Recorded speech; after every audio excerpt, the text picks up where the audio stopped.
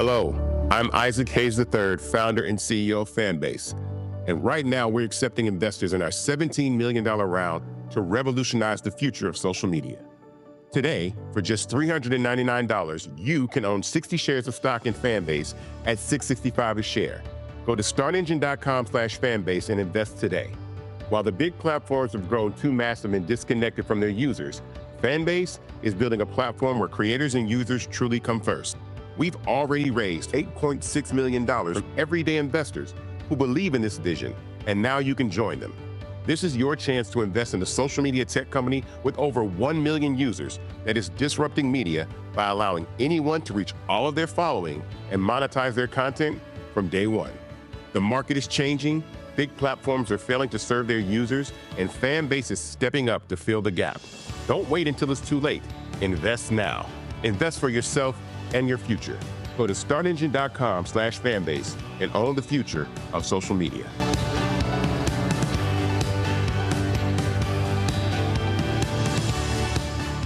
Folks, Black Star Network is here. Hold no punches. I'm real revolutionary right now. Black power. Support this man, Black media. He makes sure that our stories are told. Thank you for being the voice of Black America, Roland. Stay black. I love y'all. All momentum we have now, we have to keep this going. The video looks phenomenal. See, this difference between Black Star Network and Black-owned media and something like CNN. You can't be Black-owned media and be scared. It's time to be smart. Bring your eyeballs home. You dig?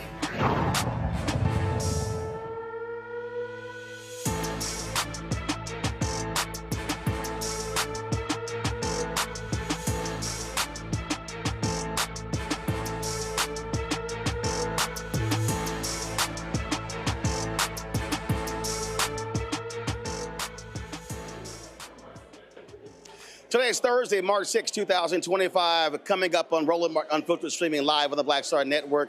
We're here in New York City at Susan Taylor's National Cares Gala 10th Anniversary Gala. So I'll be interviewing a variety of guests here as well, talking about what's happening here and how critically important mentoring is to the nation.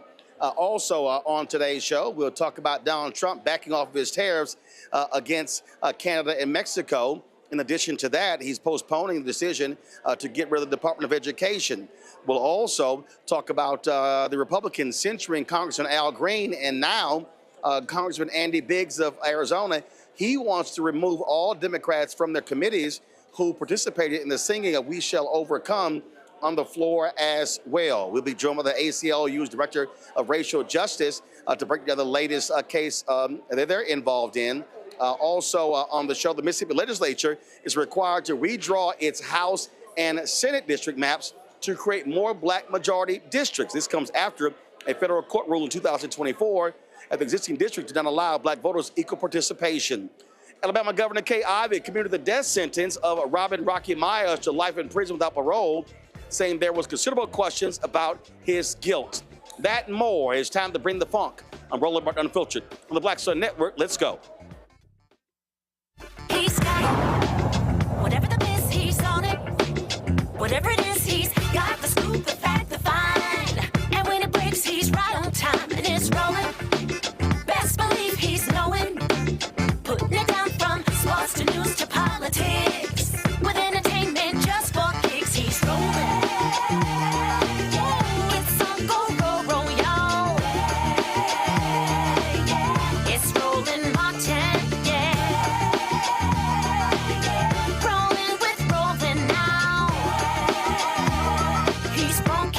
He's real, the best, you know he's Roland Martin.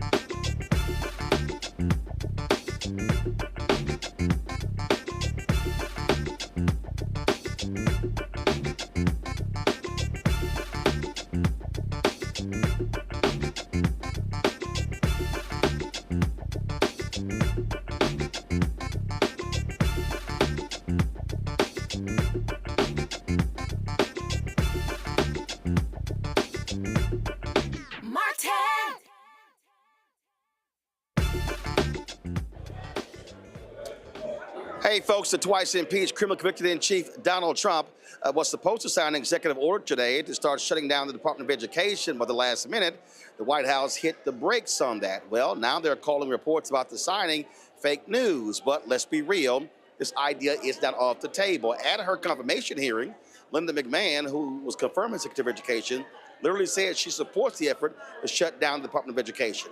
Republicans have been trying to dismantle the department, and the latest move is just part of that playbook. And the DOE exists to ensure resources are distributed fairly, that all black, brown, and underserved students get a real shot at, of course, an end to the department could leave billions of dollars worth of funds, scholarships, and grants hanging in the balance for millions of students. In order to dismantle the Department of Education would require congressional approval. Any proposed legislation will likely fail without 60 Senate votes. So, with the dismantling on hold, the DOE is facing lawsuits fighting back against the threats of federal funding cuts for education institutions that engage in diversity, education, and inclusion. Renika Moore is the director of the ACLU's Racial Justice Program. She joined us from New York. Glad to have you here. So, Renika, walk us through the lawsuit, the basis of the lawsuit. What is y'all contention?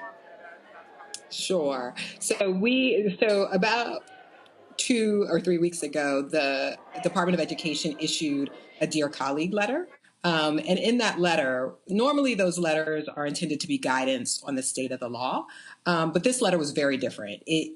First off, it misstated the law. It threatened schools under a broad range of what it called DEI practices, and said that it was going to start investigating institutions and schools and educators for violations of various anti-discrimination laws under the federal government, and that it would start stripping federal funding. So our lawsuit is challenging that letter and the threats that it imposed, that it would start investigating institutions. And it was really intended to create real fear and chill for schools and educational institutions to take totally legal and appropriate steps to address inequality, to address barriers that we know that students of color face. And so what our lawsuit does is say, one, it's a violation of the Constitution's Fifth Amendment due process, because they use really vague terms to talk about what they classify as illegal and violations of the law, and use this banner, as we've heard them use over the last several weeks, of DEI, just labeling anything that they don't like as DEI and unlawful. We also are filing claims under the First Amendment because they're reaching into what schools teach and what students talk about. So that's a violation. And then additional claims that they haven't followed the proper procedures under laws like the Administrative Procedure Act, which really put guardrails around what the government can do and how they can change rules. Because part of what this does is also just a real reversal of what the Department of Education has said the law is and what the Supreme Court has said the law is, and so it includes these misstatements of law. So we brought this lawsuit on behalf of educators, the National Education Association, which represents more than 3 million teachers and educators. Well, let's just be real clear here. I mean, bottom line is that they want to have a complete attack on everything dealing with race, which is kind of hard when you talk about education. And so what they want to do is obviously get rid of DOE, but they don't want any data being collected. And they're attacking programs that actually speak to disparities that exist in education, in funding, in quality of service. Exactly. So like they talk about that schools are not allowed to take actions to make their schools more open. So for example, a school couldn't stop using standardized testing, which we know is not true under existing law. Schools can and should take steps to address inequality and barriers that are unjustified. We saw the Supreme Court decline to take a case last year involving Thomas Jefferson High School, where the school kind of looked at what it was doing to recruit and bring in students and determined that its application fee of $100 was really a roadblock for many students. It determined that certain other steps in application processes weren't helping them find the best students, and what they were keeping out potentially qualified students. And so we know that schools can take those kinds of steps, and we want them to do that because we want to ensure that every student has the opportunity and the support that they need to be successful. Black student unions, not just on college campuses, but also on a high school level as well. That's right. That's right. So this letter reaches everyone from pre-K through higher ed. And so we're talking about outside the classroom, they talk about student groups.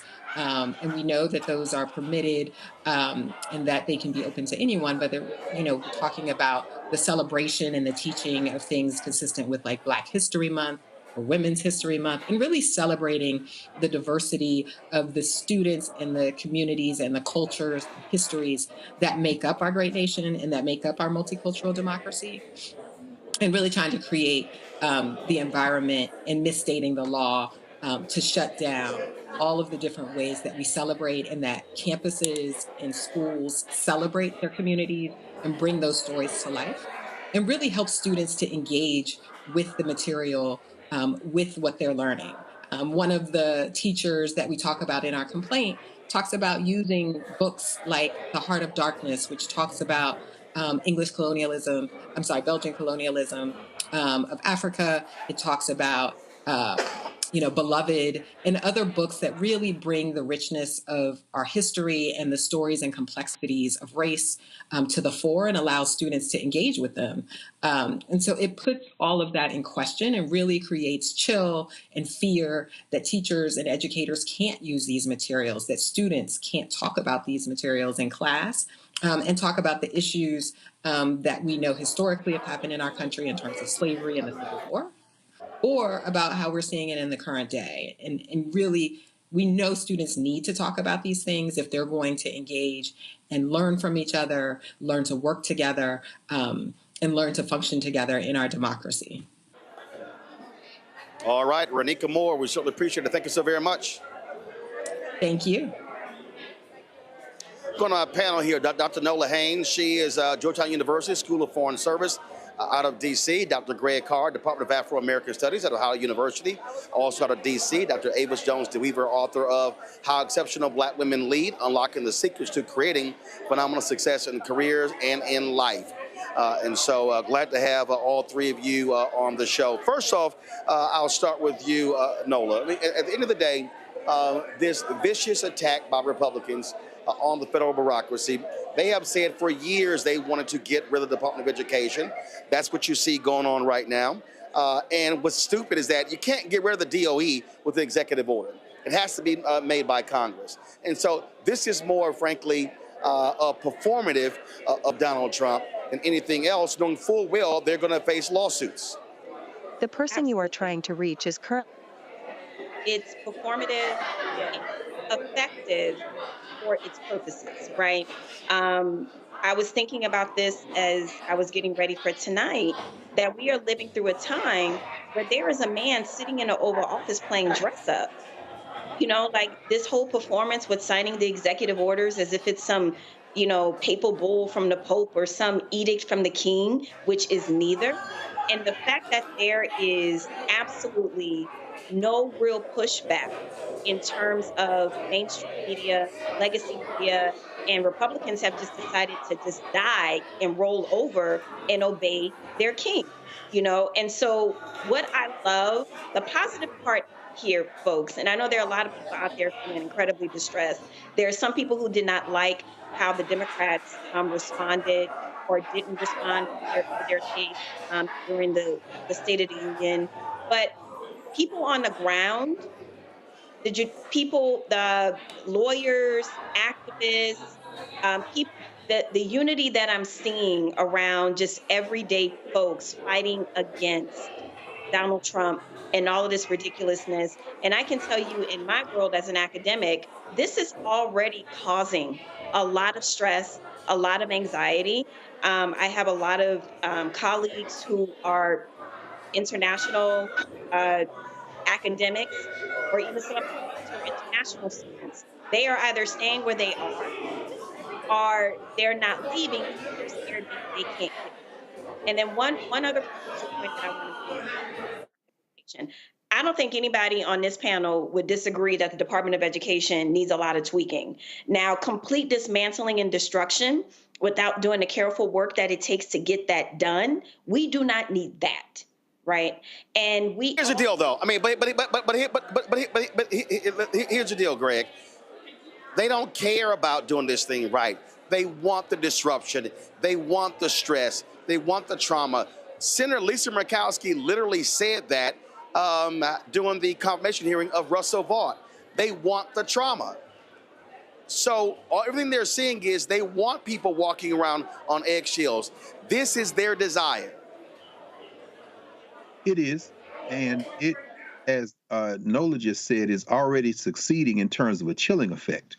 I've got colleagues in the K-12 area, I've written a lot of curriculum over the years, who are nervous about what they're teaching, even though the federal government has nothing to do with that. And of course, at the college level, I, am in a Department of African American Studies. That's what my PhD is in. So you can imagine the shock waves and the chilling effect that it might have, particularly at white schools. I say to them, of course, at Howard, let's dance, bring it on. But I read the complaint in the Eastern District of New Hampshire, which was strategic. You understand, it was the federal judge there who was able to stop some of this Trump foolishness in the courts going on. And I think it was interesting. Been interesting to ask Sister Moore, the ACLU and the NEA, who are the lead plaintiffs in this complaint, are taking a very interesting strategy. We all remember the Chevron doctrine that was overturned last year.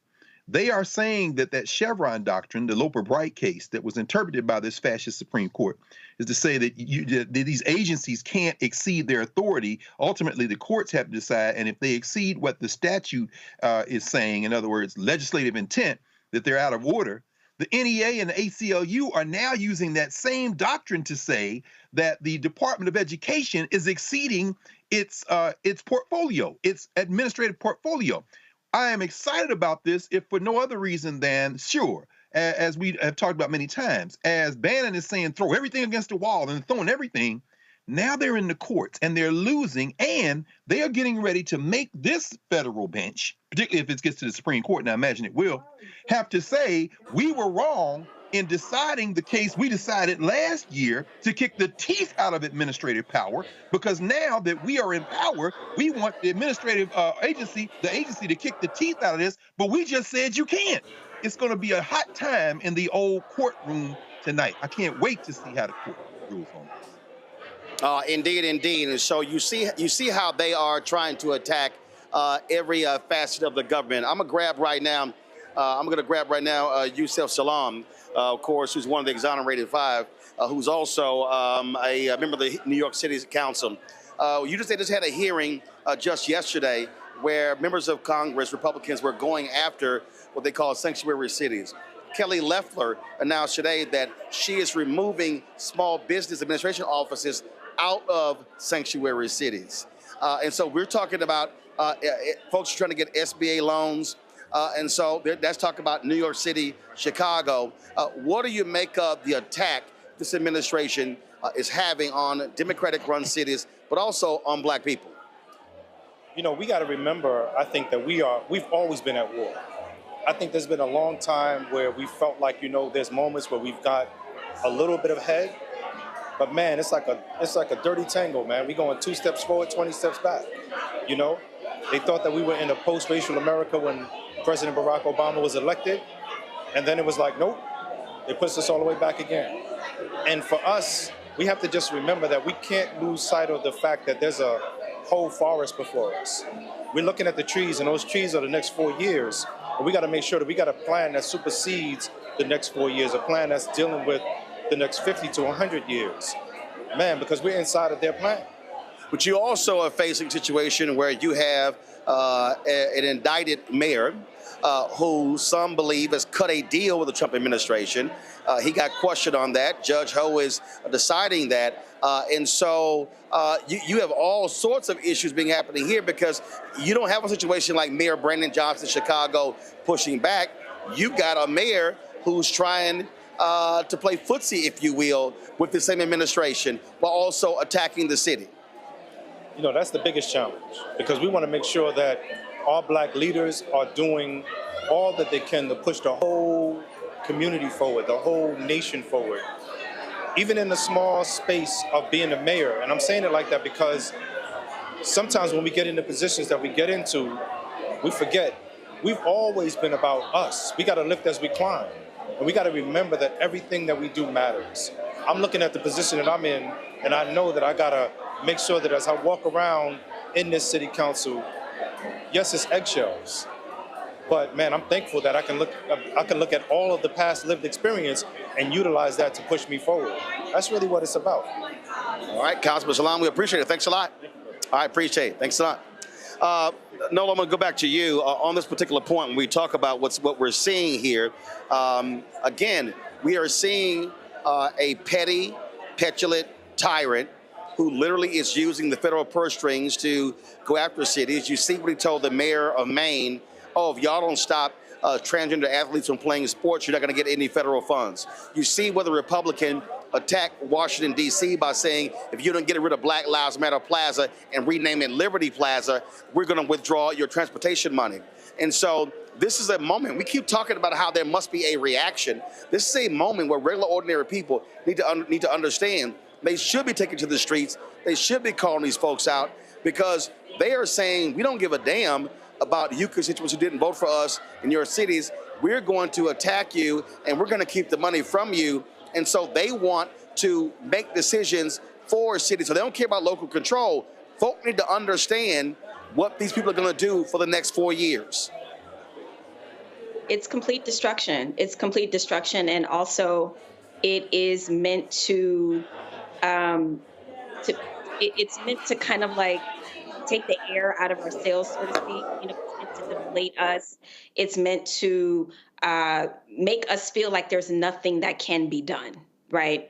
But where I'm seeing hope with some of the economic strikes that have happened, you know, I hope that these things can continue, and I hope that people will continue to understand why it is important for us to civically engage at this critical juncture. Because to your point, Roland, these people are going to steamroll these policies, even if they have to ignore, you know, the legislative body. They're going to get it done. They want it to be cruel, they want it to be evil, and they want it to be painful. Again, we are facing something that we haven't seen. I mean, we've seen before where Republicans use the power of the federal purse string to affect things. I mean, when Reagan was president, they said, hey, if you don't change your drinking laws, then we're going to withhold transportation money. That's what led the drinking laws go from 18 to 21. This is totally different. They want to do it on anything willy-nilly. They do, Roland. And I think a key difference here is that, first of all, Donald Trump is addled mentally. We saw him today talking about sending starships up to get the astronauts and maybe hoping they'll fall in love since they've been in orbit so long. So we know he's not there mentally. We also see the resistance. And I think this is what's critical at this point. Again, Bannon was like, throw everything against the wall. We heard Reverend Barber talk about that on Tuesday night, that thunder approach. But the reality is now beginning to hit them. Kelly Loeffler, was back in Georgia, looking like a dollar store Cruella Divine, where she took that ass whipping a few years ago. And she's back on her revenge tour. And she says, I'm going to take these small business administration offices out of Atlanta, Boston, Chicago, Denver, New York City, and Seattle. Well, you can open your thin-lipped mouth and bleat that kind of thing, but the pushback is more than you can stand. We know that that's not going to go quietly into that good night in any of those cities, in any of those states. And we also know, finally, that Donald Trump's numbers have already begun to sink. We're looking at the Standard & Poor Index going down over the arc of the last 24 hours because of this tariff foolishness, and then immediately withdrawing and pulling back from that. We're looking at the opinion polls beginning to go south. And we know that this brain-addled man is driven by polls. But every time he reneges, what is he doing? He's showing weakness. And that weakness then, in a kind of a vicious cycle, feeds back into the numbers. So resist in every city. Actually, Greg, a perfect example. Here's the deal, perfect example. We saw today where he called an emergency cabinet meeting to tell the cabinet members, hey, you have the power to fire people, not Elon. You don't have to follow that. He all of a sudden backing off the tariffs against Mexico and Canada. Nola, apparently that was a phone call, but there was some cussing going back and forth between him and Justin Trudeau. See, he thought these countries were just going to roll over. They said, nah, bruh, we going to hit your ass back. And so all of a sudden he's backing off because when he announced the tariffs, stock market dropped big time. And so we see what is happening repeatedly. And so this is how you fight back. Other countries are going to have to punch the bully in the mouth in order to get his attention. Absolutely. And if I were a Republican right now, I would feel ashamed of myself, because there are other people in other countries that have stronger spines than them. They are in a position to do something about someone who is systemically trying to literally destroy this country. We are hanging off a cliff economically as we speak, and they are not doing anything. I don't know if they're waiting for some miracle. I don't know if they're waiting for Donald Trump and Elon Musk to suddenly become, really good and efficient at running companies, more Donald Trump than Elon Musk. I just feel like they're waiting for some miraculous moment to where these people aren't going to be who they are. Donald Trump cannot, he is not effective at running companies. And then he wants to transfer that into running the largest and most powerful country that has ever been erected on God's green earth. Are you kidding me? So I love that these countries are clapping black. They should. Let me do this here. We are here in New York City at the National Cares 10th anniversary gala. And of course, again, we were here for the first gala as well. And so joining us right now is the woman who started this whole thing. She saw the need to help our kids. And so Susan Taylor joins us right now. Just Susan, step right there. So, wow, 10 years. How can it be? How can it be 10 years? But it's moved so quickly. It's such a critical need. We've been supported. To see this turnout and see the people come so early is really a shock to me.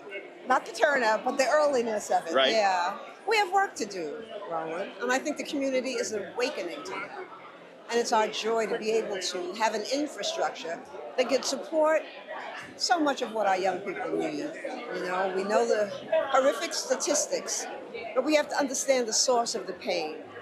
That a lot of young people living in poverty, most of them don't have the support that they need to advance their lives, and they know that. And so the community, this is a time for us to link arms and aims and step up and give our children what they need in order to thrive. That's our work. So I say this is the big business of Black America, really ensuring that our young ones have a pathway to emotional wellness, to financial mobility, and an opportunity to become entrepreneurs if that's their dream, but to always be able to take care of their families. This is also a moment, and we're seeing this in so many other areas, where what has happened in this election, where Black folks are understanding why turning inward is pretty important. We're seeing with the Target fast, we're seeing how people saying, hey, we have to support Black-owned businesses. And we also are seeing with the attacks on DEI, where black people got to say, we got to support our institutions to ensure they are still here. Well, I'll tell you, DEI, the rollback, has really affected National Care's mentoring movement because so many of the people who have supported us are losing their jobs. And we can see community projects that are collapsing. It can't happen on our watch. The income that we need to really do this work around Black child suicide prevention, there is a 144% increase in Black child suicide prevention. Black child suicide, over the last 2 decades. That is, it's criminal, it is heart-wrenching, and it's preventable. And that's the work, that's why we're here tonight, to really raise money so that we can get people trained in communities to understand when children look sad, ask them what's going on. They need to be able to identify depression and know that it's probably one of the most preventable and curable illnesses that people can have. For the folks who are not here, how do they support it? National Cares Mentoring Movement. Go to caresmentoring.org, caresmentoring.org, donate, volunteer, help us help ourselves. All right, we appreciate it. Thanks a bunch. All right, good seeing you. All right, folks, we're going to do this here. What's up, Kefra? What's going on? You all good, baby? Good, man. Good seeing you. Y'all, this is the man right here who keeps Susan Taylor looking good. See, I always say this. Every time, a brother looking good, they always get a woman credit. So when a sister looking good, I'm going to give a brother some credit. Get a brother some and get a brother some. Right, get a brother, get some. Of course, she's always putting you to work. But just share with folks, again, why this organization has been so critical in mentoring so many people who desperately need the support. Thousands of people. All the work you don't know how much stress putting one of these things together is. I know from doing the Essence Awards, but this is the payoff. Everybody, the community has shown up, to support CARES. And thank you for supporting CARES all these years and for supporting us and the broader us. That us, Absolutely. Yeah. So, I'm glad everybody has shown up here. The stress is starting to dissipate with the support that we got here. We're going to get through this. All right, sounds good. I appreciate it, my brother. All right, man. All right, good seeing you. All right. Yes, sir. All right, folks, we're going to do this here. We're going to take a quick break. We're going to come back here to New York City for the 10th Annual National Cares Gala. We're going to talk about Congressman Al Green being censured by Republicans. And then, of course, he said, what the heck, we're going to break out singing We Shall Overcome. We're going to show y'all what took place today on the House floor. Folks, you're watching Roland Martin Unfiltered right here on the Black Star Network. What's up, y'all? Look, Fanbase is more than a platform. It's a movement to empower creators, offering a unique opportunity for everyday people to invest in Black-owned tech, infrastructure, and help shape the future of social media. Investing in technology is essential for creating long-term wealth and influence in the digital age. The Black community must not only consume tech, we must own it. Discover how equity crowdfunding can serve as a powerful tool for funding Black businesses, allowing entrepreneurs to raise capital directly through their community through the Jobs Act.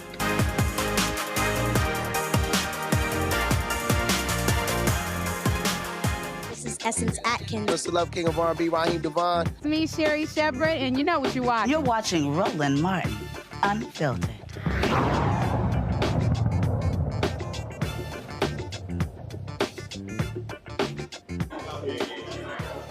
Folks, 10 Democrats broke ranks and joined House Republicans to censure Texas Congressman Al Green for his protest during the speech of the twice impeached, criminally convicted felon and liar-in-chief, Donald the Con Trump. Lawmakers voted 224 to 198 to censure Green, with the congressman and freshman Democratic Congressman Shamari Fickers of Alabama voting present. Here are the 10 Democrats who sided with MAGA Republicans. Amir Bira of California, Ed Case of Hawaii, Jim Costa of California, Lauren Gillen of New York, also Jim Hines of Connecticut, Chrissy Houlihan of Pennsylvania, Marcy Kaptur of Ohio, Jared Moskowitz of Florida, Marie Glusenkamp Perez of Washington State, and Tom Suozzi of New York. Many of these lawmakers represent competitive districts, including Kaptur, Suozzi, and Glusenkamp Perez, whose districts Trump won in November, but they also got black folks in those districts. Now, censure has been used more frequently in recent years and serves as a significant rebuke of a member of Congress. However, it does not carry an explicit penalty beyond a public admonition that is less severe than expulsion. Now, let's show the folks the video. Here's what happened. So when the Speaker of the House, Mike Johnson, called them to the floor, so the Congress is supposed to come to the floor where they read the censure. Well, Representative Green and Democrats had another idea. Roll it. By its adoption of House Resolution 189, the House has resolved that Representative Al Green be censured, that Representative Al Green forthwith present himself in the well of the House of Representatives for the pronouncement of censure, and that Representative Al Green be censured with public reading of this resolution by the Speaker.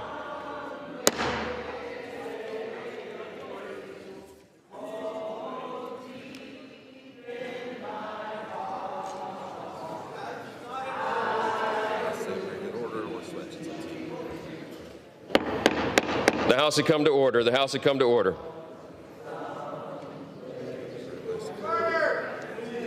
What's it? You want to let him keep doing this, or totally fair? The House had come to order. Clear the well, please. Clear the well. The House has to continue its business. Well, it got to the point where they had to call for a recess to clear the House, and they wouldn't leave the floor. They continued to sing, ticking Republicans off. So guess what? Tennessee Republican Congressman Andy Ogles, he's now filed a resolution to punish those Democrats who derail the proceedings. He wants to strip them of their committee assignments. It goes to show you the silliness how Republicans are. Now, there was one Democratic Congresswoman who voted for the censure who got into an argument with Speaker Johnson. She said, well, wait a minute. You didn't censure Lorraine Boebert. You didn't censure, of course, the other crazy Green, bad-built butch body. And then he said to her, well, if that was the case, we would be censuring half of Congress. She says, well, the rules are the rules. And so that's what you see going on here. Also, Axios is reporting that there was a meeting between Democratic leaders and the Democrats who protested during that particular speech, where they were admonished for their actions because a letter was sent out calling for them to have proper decorum. And so some are contesting what that meeting was about. Among those folks at that meeting, Maxwell Frost, Jasmine Crockett, and others. I mean, here's the whole deal here, Greg. If you're a House Democrat, I mean, what the hell do you have to lose? Because the reality is, these Republicans are doing whatever they want to. Democrats can't control the process as one would think they would. And so at the end of the day, you use the power of protest to lodge your complaints. And this is the thing that I keep saying. Democrats always are expected to act right and do right. Republicans do what the hell they want and get their way.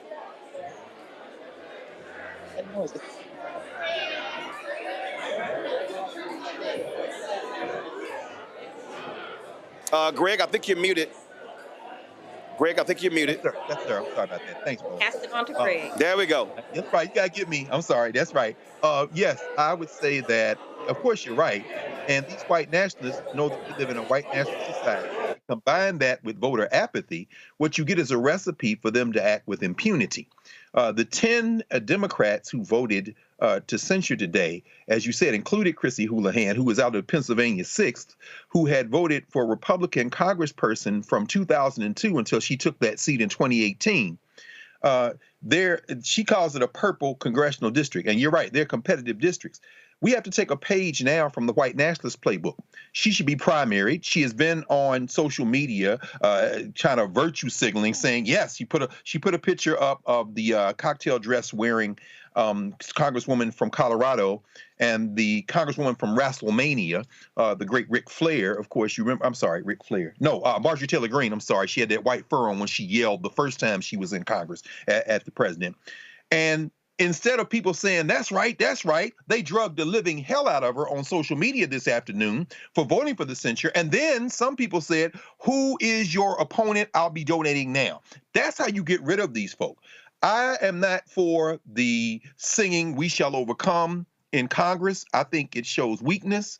I think it encourages them. It's like a vitamin to them. This is what I'm for. I'm for everybody getting registered to vote and overwhelming not only these soft white nationalists in the Democratic Party, including the guy who said that Green should be ashamed and Green embarrassed himself. That was the guy who AIPAC paid to take out Jamal Bowman in New York, although he did not vote today to censure. He still was running his mouth over the last 48 hours.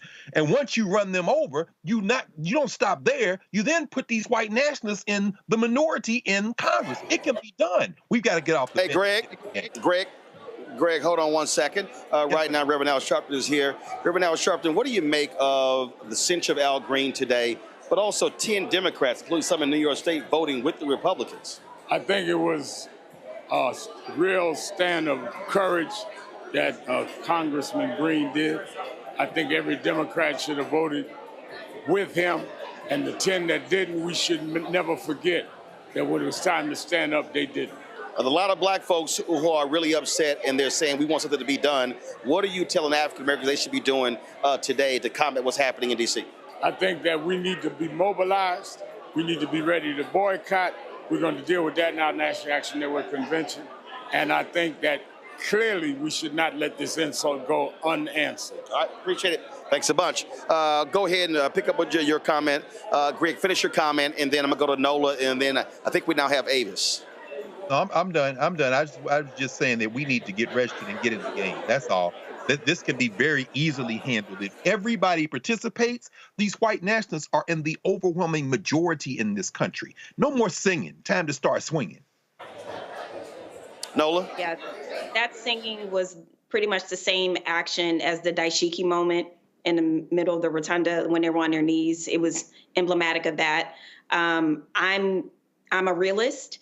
And where it's going to affect people, where change is going to happen, is in the pocketbook and if you get primaried. And so for those 10 folks today that did not stand on the right side of history, I don't think all of them will lose their job. A few of them will.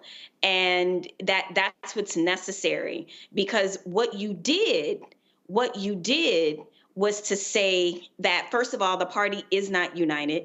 And secondly, that you're not willing to do what it takes. And the third thing that said today is for Democrats out there that are making the mistake, as they have historically made the mistake of thinking, well, if I do this thing that makes me seem more mainstream, that makes me seem more attractive, then perhaps I will get reelected, right? Because that's the only thing that's what they care about. They care about being reelected. Let's show them differently. This is a different base. This is a different black base that is showing up. Go ask Target about their bottom line when they were on the wrong side of history. We will not forget those 10 Democrats, and I'm very disappointed in Himes.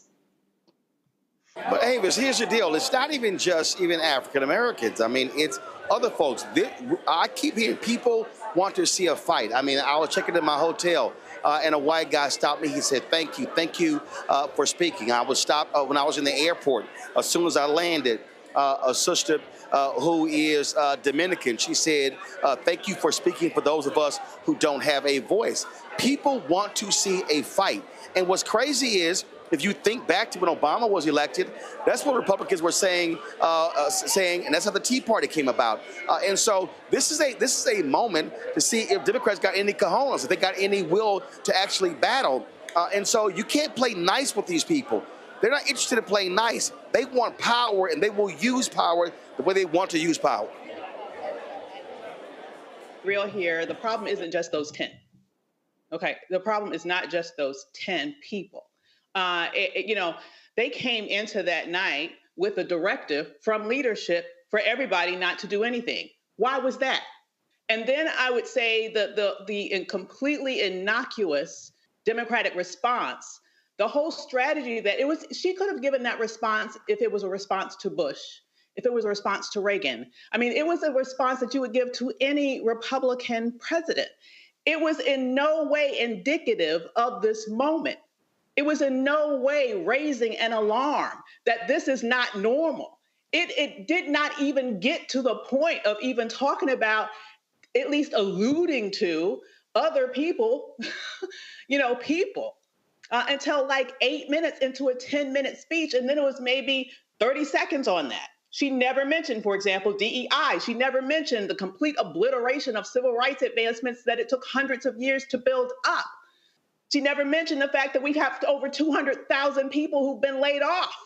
She never mentioned any of that. It was no urgency. It is this continual play.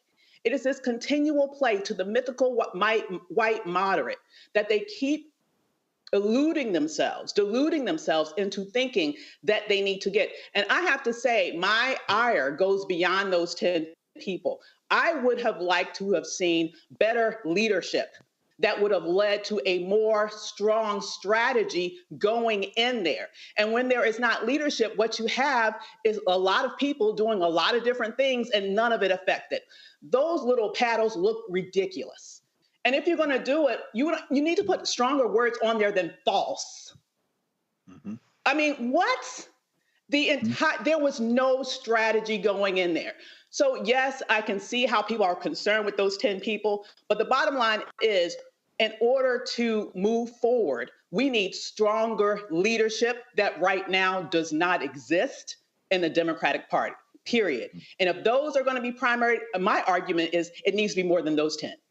But reality also says to me that we need the House. So let's just be real about that too, because this is an existential threat that we are facing in this nation, specifically as Black people, not just with regards to democracy, but specifically to all the things that are being done to tear down rights that took us literally centuries to build. Mm-hmm. The point that you were making there, Elise Slotkin gave the Democratic response on Tuesday, and she keeps talking about we need to get away from woke, things along those lines. But if you actually pull the numbers, the reality is Vice President Kamala Harris got the same percentage of the white vote that Biden did. The reality, what we saw is that we saw a dramatic drop in turnout for African Americans, Latinos, and others. And so what the Democrats need to understand that if you're not appealing to your base, Greg, that's your base turnout. You can keep playing the games you want to. You're not going to get 40 and 45% of the white vote. It ain't happening. And so, in fact, to the folks in the control room, let me know when y'all have that video ready of Cornell Belcher. Cornell Belcher, the pollster, he broke that down. He explained the numbers in terms of how Democrats win, how you brought the coalition. So this constant thinking you're going to appeal to white folks, that ain't going to win you racists. That's right. Of course. And I couldn't agree more, Dr. Avis. It's not just shameful. You should be embarrassed. Understanding that Representative Jeffries is playing a longer game. We know that the budget reconciliation process is right around the corner. And that's where people are going to have to put their names on their votes to decide they want to cut Medicaid or Social Security or Title I money and take the food out of children's mouths. So we know that that's part of his strategy. We also know that temperamentally, he's just not built like that. No. And he's much more comfortable doing what he has been doing, which is, quote an occasional rap lyric and talk a lot with his hands. That having been said, politicians are not our friends. 90 million people in the last presidential election did not vote. Reverend Barber has been saying this all along, and he said it Tuesday night right there in Black Lives Matter Square in the Black Star Network studio. We can overwhelm these people if you get people into the game. Alyssa Slotkin isn't an embarrassment. She's a soft white nationalist who believes, unfortunately, like too many other people in the Democratic Party, including the just immediate past chair, Jamie Harrison, that you can somehow chase these five-toothless white voters who will trust their Medicaid benefits over their whiteness. You cannot.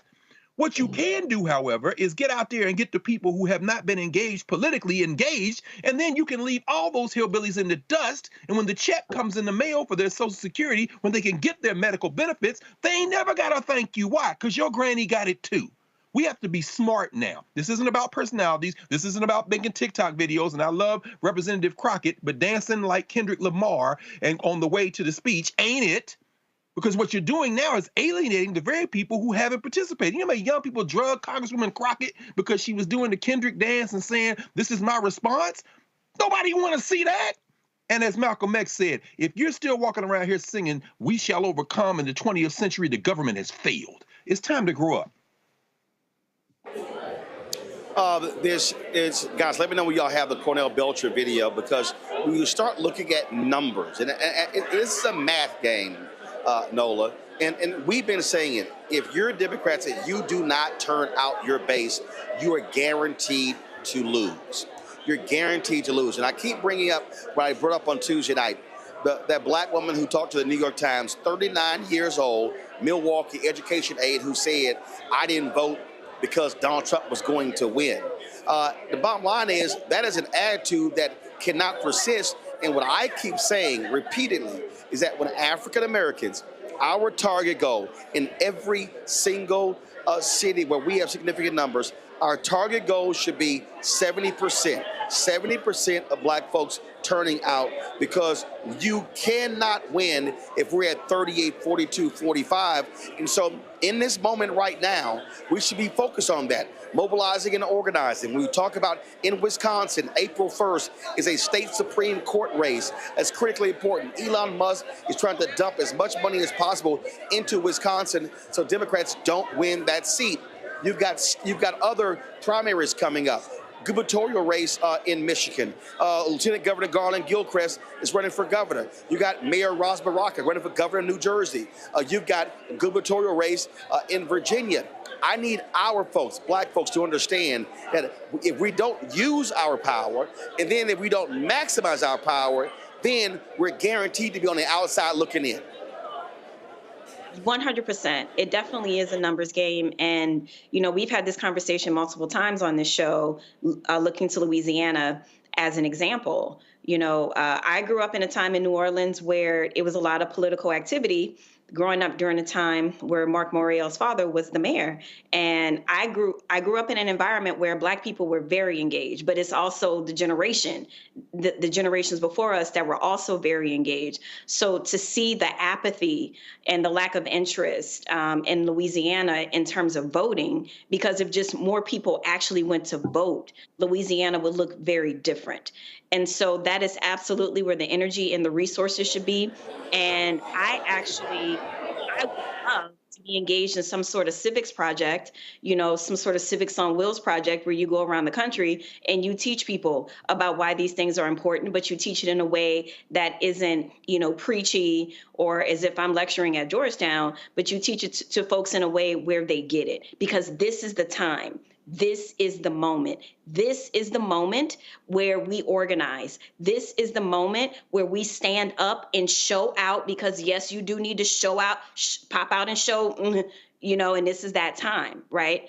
And so while, you know, there is all this chaos, I see opportunity. And again, I'm going to just, you know, go back to the numbers. Target is such a great example of what could be done. And we need to keep that up. So, Avis, this is how I see this, is like in this moment, because again, if we look at national, you're not going to have a national election until 2026, the true national election 2028. But you're not going to have all congressional seats up, and I think and a number of Senate seats up to 2026. But now you have local races that are going on. But this is a moment where African Americans in the cities across the country should be, as Nola just said, how we must be mobilizing, organizing, how we must be having freedom schools, how we should be teaching people, doing these things, because that's where our power comes in. Before I go to you, I'm gonna play this. This is what Cornell Belcher posted on social media. He walked through the numbers to explain what Democrats need to do to win, but also what black folks need to do. Lots of hand-wringing and panic lately about what Democrats should do. And most of it focuses on the idea that Democrats need to win back swing voters. But that's not at all how Democrats have won majorities in at least 3 of the recent national elections. They've done that by expanding the electorate. So what I want to push back on is this idea that elections are primarily determined by large swings of voters from one candidate to another. No, elections today are primarily determined by who turns out, right? Approximately 5% of Biden's voters broke for Trump, but approximately 4% of Trump's 2020 voters broke for Harris. So the swing is negligible. It does not at all account for her underperformance. Most of her underperformance can be accounted for by the pullback of approximately 6 million voters of color, as this graphic shows, because in the end, she gets more white votes than Biden got. Every headline screams out about how Democrats have to do better with working class white voters, aka non-college white voters. And I agree, we should and we have to. But has it been determinative? Look, Biden on his way to winning a majority garnered 32% of non-college white voters. In the midterm off-year election, where Democrats did relatively well, again, Democrats garnered 32% of non-college white voters. Harris, this time around, garnered 32% of non-college white voters. This number is relatively stable. This is not a swinging group at all, and it is not the reason why she lost this election. We got to get back to party building and engage our younger, more diverse voters who become disillusioned. That's how we get to the majority in the future, because that's how we got to the majority in the past. Now, Avis, that's Cornell talking about party building, but I want us talking about black community building, not focusing on what a party is doing. That's what we should be focused on. That's what we should be talking about right now. How are we building with our communities? Yeah, I completely agree. And see, part of that is, as was just mentioned, education about, civics, like how things work, and history, honestly, so that there is some understanding of what we've just lost. I think one of my biggest frustrations in this moment, and just to once again go back to what I would have liked to see, because I understand the math. I understand that Democrats aren't in power. I understand that they don't have any sort of ability to change anything via votes. But here's the challenge. They are up against an unconventional threat right now, who is not playing by the rules. He is leapfrogging even his own political party and just doing what the hell he wants to do. And so sitting here and just waiting for the normal nomenclature in terms of how things works in politics does not work. If you want to energize Black people, if you want to really get them invested in understanding why this matters, I don't really understand why there isn't a more concerted communication efforts to specifically explain to people. But here's my whole point. But Avis, here's my whole point though. Here's my whole point. Well, hold on. Here's my whole point though. Right now, I'm not interested in the Democratic communications apparatus. I'm interested in the Black apparatus. What I'm saying is, and look, we understand how African Americans vote. But what I'm saying is, this is a moment where Black organizations, Black national organizations, Black statewide and local organizations need to be fixated on educating, teaching, reaching Black people, not through party. That's what I'm saying. And so that's why when I look at what happened on Tuesday night, that thing spread like wildfire. For us to have 250,000 people watching live. Tiffany Lofton, when she talked about their student conference, we put it out there. That day, they raised $95,000.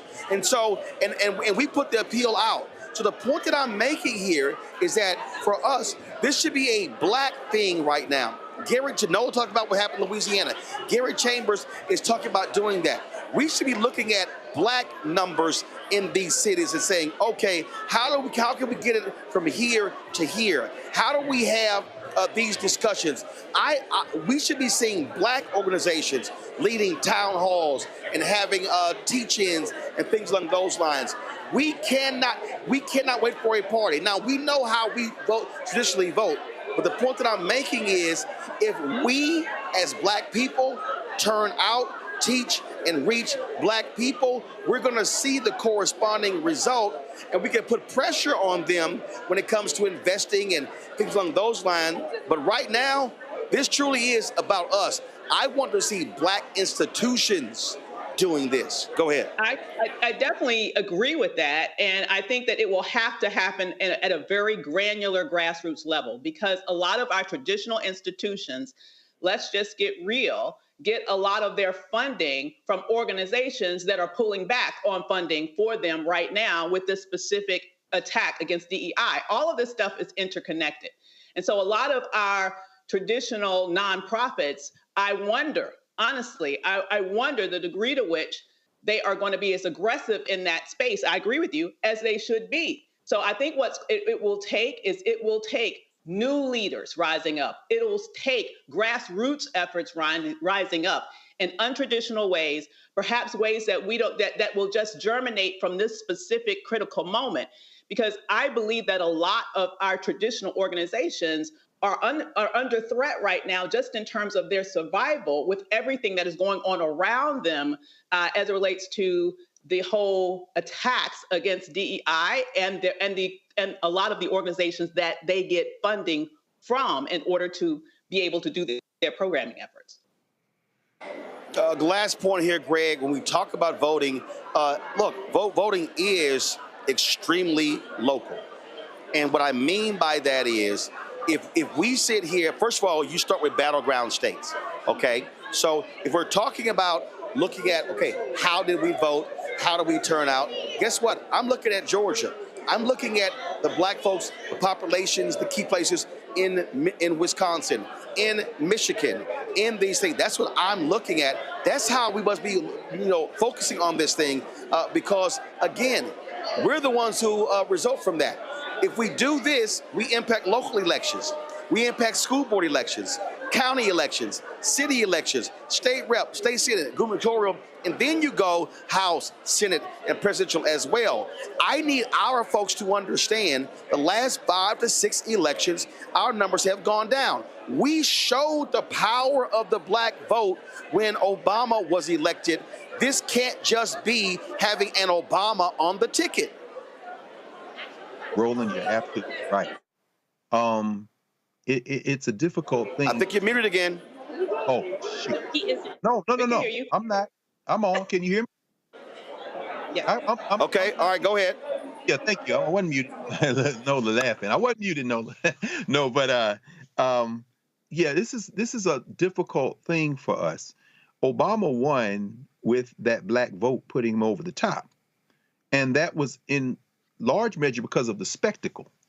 Unfortunately, black people in the United States of America, people of African descent, are no more mature than anybody else in the United States of America. It's a matter of theater and spectacle. Certainly, we didn't see Hillary Clinton, we didn't see Joe Biden, and we didn't see Kamala Harris match those Obama numbers, in part because we are in many ways a society of children. Severely underdeveloped when it comes to being able to really look at things politically and not have to be captured. And we understand the diminishing return because in every subsequent election, those spectacles, no matter how much more, haven't helped. We haven't danced our way. We haven't celebrityed our way. We haven't, because those things have diminishing impact. Otherwise, Kamala Harris would have won in a landslide. That having been said, what you are illustrating with your description of how we go about this work is the way that we will be able to win these elections. This is what happened in 1964, Freedom Summer. This is what happened with the Rainbow Coalition and ultimately yielding victories for Democrats in the 1980s and 90s. This is the strategy to win. It's got to be local. It's got to be a lot of contact with people, block by block, street by street, community by community, and it's got to happen between elections, either 2-year or 4-year election cycles. That is a guarantee for victory. People aren't stupid. We only treat them that way. And the more we treat elections like you're voting for American Idol, the more you're going to take the ass whipping. When people are given information and when people are giving to people who might run for office the type of ammunition they need in terms of fulfilling those needs and those desires at the local level, it is a guaranteed victory. History shows us this, but we're going to have to be a whole lot more mature than we've been in recent years.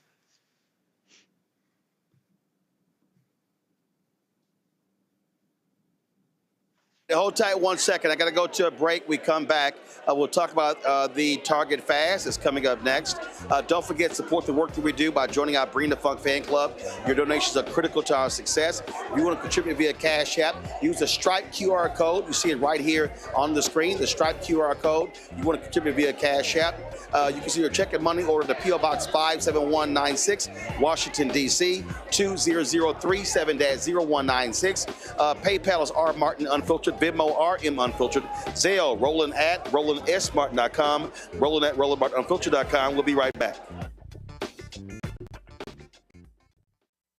We begin tonight with the people who are really running the country right now. Trump is often wrong and misleading about a lot of things, but especially about history. Donald Trump falling in line with President Elon Musk. In the wake of the unsettling news that MSNBC has canceled Joy Ann Reid's primetime show, The Readout, Roland Martin and the Black Star Network would like to extend an invitation to all of the fans of Joy Ann Reid's MSNBC show to join us every night to watch Roland Martin Unfiltered, streaming on the Black Star Network for news, discussion of the issues that matter to you, and the latest updates on the twice impeached, criminally convicted felon-in-chief Donald Trump and his unprecedented assault on democracy, as well as co-president Elon Musk's takeover of the federal government. The Black Star Network stands with Joy Ann Reid and all folks who understand the power of Black voices in media. We must come together and never forget that information is power. Be sure to watch Roland Martin Unfiltered weeknights, 6 p.m. Eastern at youtube.com/Roland S. Martin or download the Black Star Network app.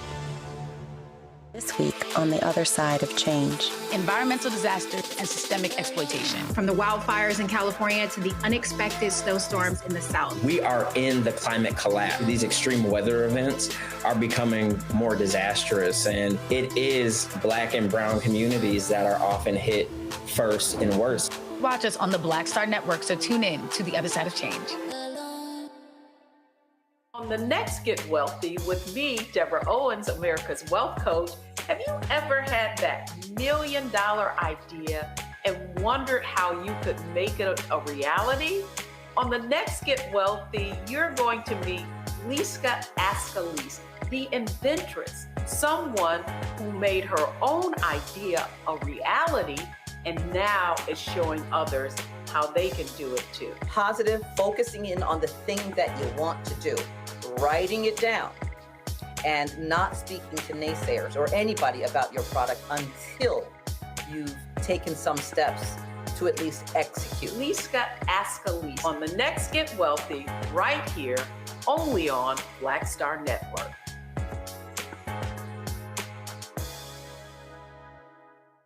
Next on the Black Table with me, Greg Carr. Dr. Gerald Horne, a man regarded by many as the most important historian of our time. He provides us a history lesson I'm betting you've never heard before. Texas enslavers who planned to continue the conflict even after Appomattox, even after the formal surrender of Robert E. Lee. Dr. Horne talks about his new book, The Counter-Revolution of 1836, Texas, Slavery, and Jim Crow, and the Roots of U.S. Fascism. You do not want to miss this conversation. Only on the Black Table, right here on the Black Star Network.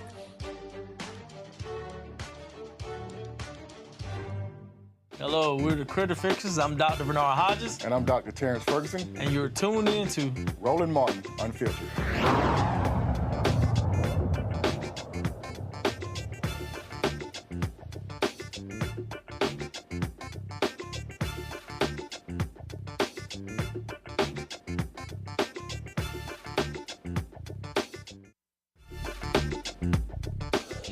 All right, folks, welcome back. I'm here in New York City at the 10th Annual National Cares Movement Gala. Of course, among the honorees, Tina Knowles, also Taraji P. Henson. Tina Knowles just showed up here. Iyanla Van Zandt is here as well. So I'm going to grab Iyanla in just 1 second to ask her a couple of questions. And so, Rachel, so let's make sure Iyanla comes over here.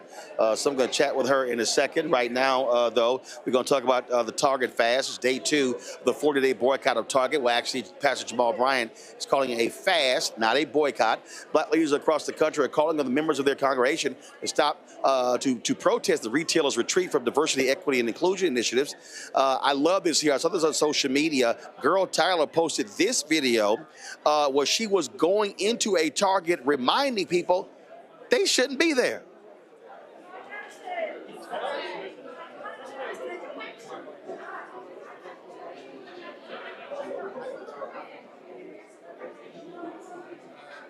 Up in here.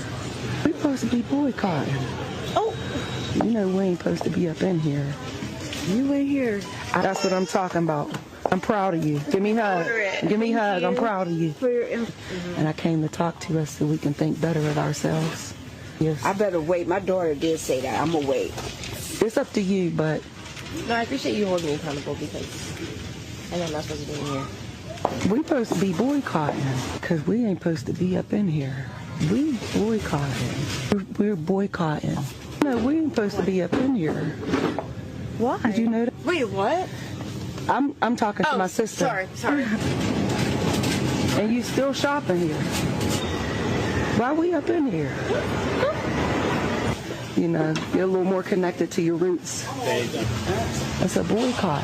But nothing else, right? Y'all working? Yeah. Okay. We ain't supposed to be up in here. We have to work together. We're going to have to. I already know that, Cora. We got to have some unity and some discipline, okay?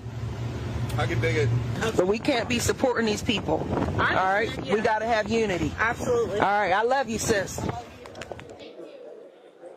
All right, that's how you do it. Placer.ai, a firm that estimates in-store visits to locations across the country, calculated foot traffic at Target, Walmart, Best Buy, McDonald's, and Starbucks has declined in February compared to January.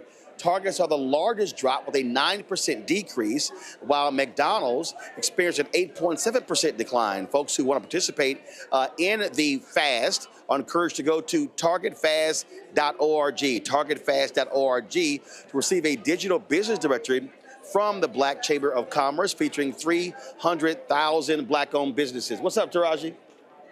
Hey, Taraji. Taraji Henson, of course, is one of the honorees, of course, here at National Cares Gala.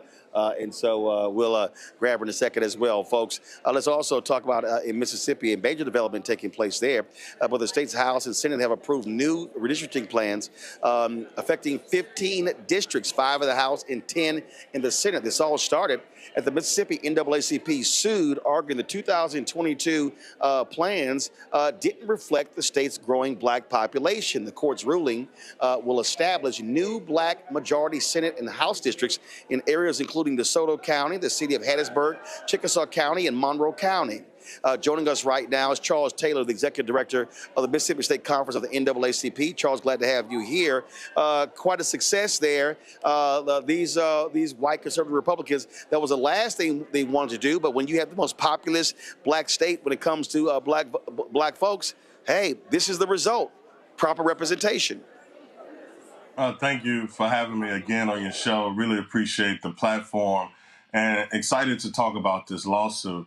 You know, but before I do that, I did want to mention that Robert Clark Jr., who was the first state representative and the first African-American state representative in the state of Mississippi since Reconstruction, transitioned just a few days ago.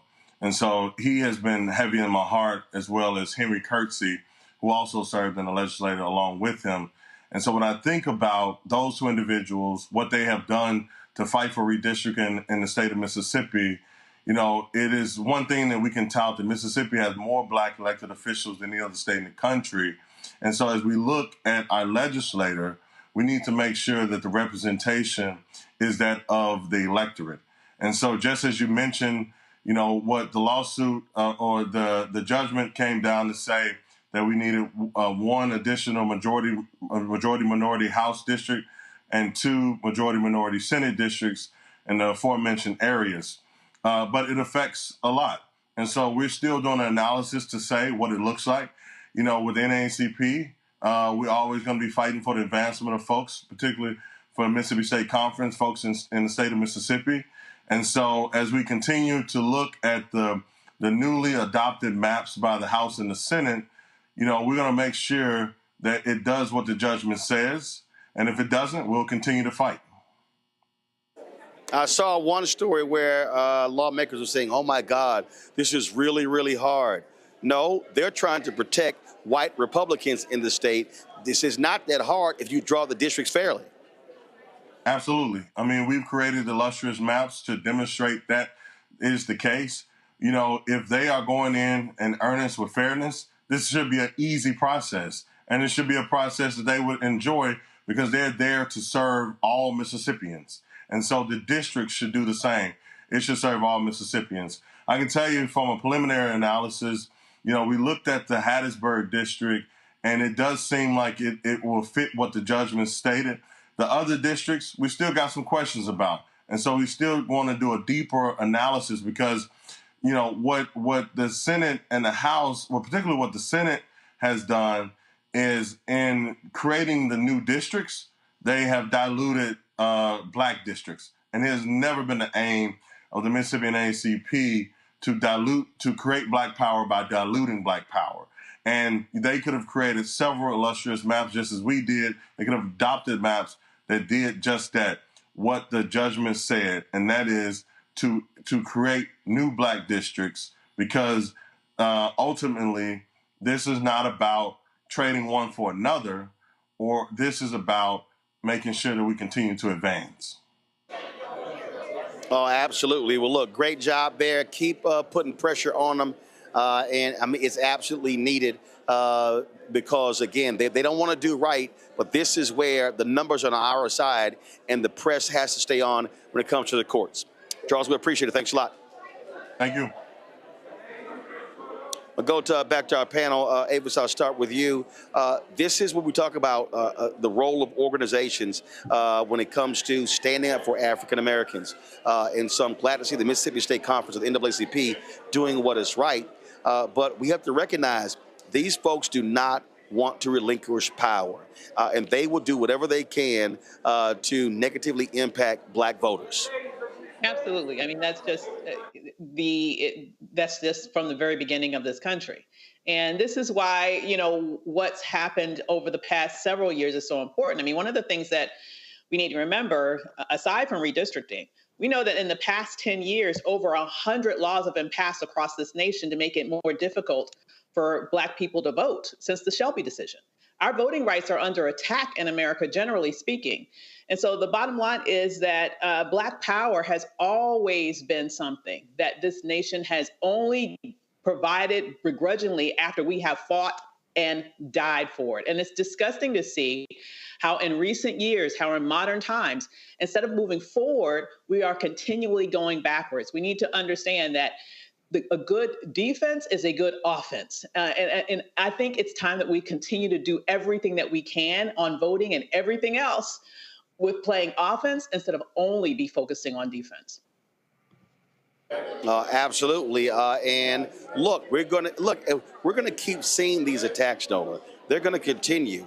And trust me, these Republicans, they do not want to lose the House next year. They don't want to lose the Senate. And so we must be mindful and completely vigilant. And this is why, as I said in the previous segment, we must be maximizing our voting power. We actually make it easier for them to win when we don't show up. Right. We make it easier for them to win when we don't show up. And we also make it easier for them when we do the performance stuff too, right? Because since they monopolize most, if not all, of mainstream media at this point, and within their manosphere, they have the ability to, to edit things a certain way to get more people to sympathize with some of the lies that they have been putting out there into the public sphere, right? So those two things are absolutely true.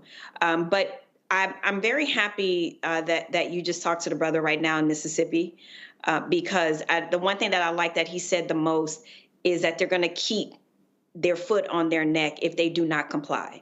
And that's another part of all of this, right? There's so many legal cases. I think the other day I heard something, was it Representative Yvette Clarke who said something like 75 cases right now that are pending. And so I am so excited about that. And where we have to make sure that those cases are happening, we also have to make sure that we remind people that they have to also comply to the law. So we have to also be out there making sure it happens. Nola, all right, hold tight 1 second. We're here at National Cares Mentoring Gala, the 10th anniversary. Joining us right now is Iyanla Van Zandt. It's a whole, you had Iyanla Fix My Life. I think we need a new show, Iyanla Fix My Country. Oh my gosh, yes. Actually, it is being fixed. It is being fixed because we are being called to speak up. We've been silent too long. We're being called to call a thing, to speak up, and to say no to what doesn't honor us, what doesn't advance our needs and our concerns. Also, I think for the people who sat out, people who say this stuff doesn't make a difference, now I mean, as we always say, they effed around and found out, and now they realize what happens when you sit at home. Yeah. And that's what we're being called out to do, Roland. I know it looks crazy as hell, but I promise you, we are being called higher. And particularly our men. Black men are being called higher because if you look around our community, we need leadership, we need support, we need unification. And I think the work that you do, Reverend Barber, there's so many, but we're being called out. And so I know it looks crazy, but it's a good thing, I promise. So what do you say to the folk who, especially federal workers and their families, who are being traumatized with threats of firing, and there are people who literally are going through a whole lot? You know, I did a meditation, a 10-minute meditation, put it up on my site. I said, if you're a federal worker, if you're married to a federal worker, if you're a contractor with the federal government, go get the meditation. Why? Because from a place of peace in your mind, you have an inner authority to know what to do. Your life is not dependent upon a job. You may have to make some adjustments right now, but keep your mind at peace. Stay on peace. Keep your mind stayed on peace so that you can even get the insight. It's all going to level out. But one of the things that they're doing is manipulating us with fear and discord. Manipulate and telling us things that absolutely aren't true, like Zelensky started the war, like fraud, waste, and abuse. Yeah, we call those lies. We just use the word, that's a lie. Call a thing, yes. So what I encourage us to do, because so many of us work for the federal government or in contract with this federal government, our children get benefits that come from, stay in peace. Stay in peace. Keep your mind clear and don't let them pull your strings and manipulate you. All right, well, appreciate it. Thanks a bunch. Bye-bye. Thanks a bunch. Greg, I want to go to you. We were talking about, again, power organizations and how we must be reacting, what the Mississippi State Conference NWSB is doing. Again, if there's any moment where institutions are desperately needed to be fighting on our behalf, it is right now. Absolutely. And again, this is another issue where Black Star Network, the conversations that you have 5 nights a week, and the entire program of this network, which is intergenerational and very penetrating, has to really be something that we look to really deepen these issues. And this is a very good example.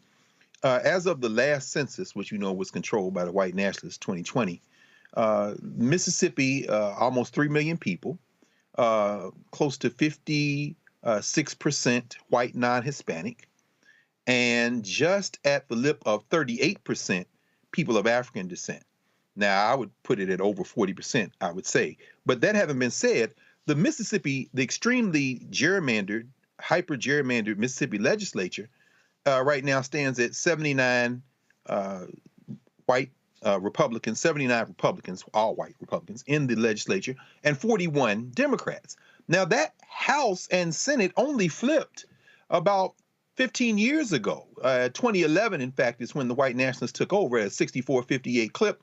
But in the previous cycle, 2007, it was 75 Democrats versus 47 Republicans. Now, we know that's the result of extreme gerrymandering. Now, what does that mean in terms of this lawsuit? Well, here's the dilemma. We talk about packing and cracking when it comes to trying to disperse black electoral power by packing all the black people you can in one district. We saw what happened with the absurd Nancy Grace in South Carolina, taking voters, black voters, and moving them into Jim Clyburn's district and removing the same percentage of black voters in her district, which made it easier for her to be elected. And then, of course, the Supreme Court supports that by saying, well, it's political gerrymandering, it's not racial. Fine. Same thing happened in Wisconsin. We saw that with the Whitworth versus Gill decision. But here's the dilemma. Do you want to have more black people in more districts with a plurality, or do you want to have as many black people as you can packed into 1 or 2 districts that will yield a black representation? Right. And here's where the rubber meets the road. Right. If you get a third of the white vote in Mississippi and have 20 or 30% black people in the district, you can put your elected official in that seat. We've got to think about that, and I think that's why there is some Democratic pushback in the state of Mississippi around these districts. Well, in fact, that was one of the issues. We just discussed that on Washington Watch with Cornell Belcher more than 15 years ago, that very issue. Joining us right now back here in New York City at the National Cares Mentoring Gala, Tamika Mallory, co-founder Until Freedom. Tamika, you joined us a couple of nights ago for the State of Our Union, and the response has been just overwhelming. There was one young brother who was an activist in Atlanta who said, man, he picked up 500 new followers. People were hitting him up saying, hey, how can I help? How can I join you? To me, that night represented, we ain't talking about him. We ain't dealing with him. We got to deal with us. That's right. Well, and you can't forget to mention that Tiffany Lofton raised a lot of money, or you raised money for Tiffany on the show, money that she needed in order for her students to be able to make it to a conference. We have it. We have $2 trillion that we spend with everybody else except ourselves, but that's changing. We see a trend of that. And I think the State of Our Union is an opportunity that we need to keep going, because it gives us a moment to meet one another, to say, oh, you have that business, or you're into this activity, you have this organization. Perhaps we can undergird those things with our own resources, because we're going to need each other more than we ever have. I think that our struggle, it must also start with looking within and making sure that we're taking care of one another. Well, Susan Taylor said that. I mean, the impact of the attacks on DEI has greatly impacted this organization, sponsors of this particular event. And I said, this is where our folk are going to have to recognize, how do we operate as a collective to be able to assure that organizations like this don't collapse due to corporate support going away. And I've always said corporate support ain't ever guaranteed. Right, and I'm glad that you are telling folks the truth, because if you listen to some of the podcast bros, they're out there saying that the rollbacks of diversity, equity, and inclusion aren't important, that it's not harming us. We absolutely see it. We know that corporate sponsors are not giving resources to people as they had, and not resources that folks are begging for. I'm not talking about handouts. I'm talking about consumer dollars going back into the communities to keep the community strong. And when corporations are not giving as much, regular people are not giving as much. Jobs, all of that. I mean, we're dealing with, a situation here where everyone is going to be impacted by what we see. I saw someone say today, when Medicaid gets cut, you think because you have insurance that things will be good. No, the hospitals will be gutted. There are going to be consequences that every single one of us will feel. And I think we just got to state the truth. And again, work to figure out what does it look like to be in community. We've done it before. We can do it again for sure. All right. Always good to see you. Good to see you. I appreciate it. Thanks a bunch. Love you, darling. Folks, again, we're here at Susan Taylor's National Cares Mentoring Gala. And just walking up. Really, you walking away? Hi, my love. She about to get cussed out. Carmen Perez here. So I'm like, girl, you about to get cut. We were just talking about how organizations like this are being impacted with corporate dollars being pulled, with folks who here in DEI positions losing opportunities, and where folk in these companies are like, well, we don't find that to be important. This is a moment where inside of Black and brown communities, where we're like, hey, when you keep hearing the phrase do for self, this is where we have to reprioritize our dollars. We have to pull our dollars together, to be honest. Look, at this moment, I know that we've been talking about boycotts and making sure that we ain't spending our money otherwise, but we could spend it on each other. We could help fund each other's campaigns. We could fund organizations like this. And actually, I was just talking to Yusuf Salam, and he was like, we're the ones that protect one another. So this is a great event where we could continue to support one another. I'm super happy that I'm here tonight. The babies are taken care of, and I get to see all my family. So yeah, it's an opportunity for us to come together to support each other and to put our dollars back in our communities. All right then, Carmen, always good to see you. Yes. I appreciate it. Thanks a bunch. Yes. Appreciate it. Thanks a lot. When we talk about the next step, and we talk about, again, also how they see us, let's talk about Lesotho. It's a perfect example. During the pathetic lying speech of the twice impeached, criminally convicted felon-in-chief, who's also an insurrectionist, Donald Trump stood on that platform, speaking to the nation and the world, and literally crapped on an African country, listing some of the foreign spending he had cut. Listen to this dumbass.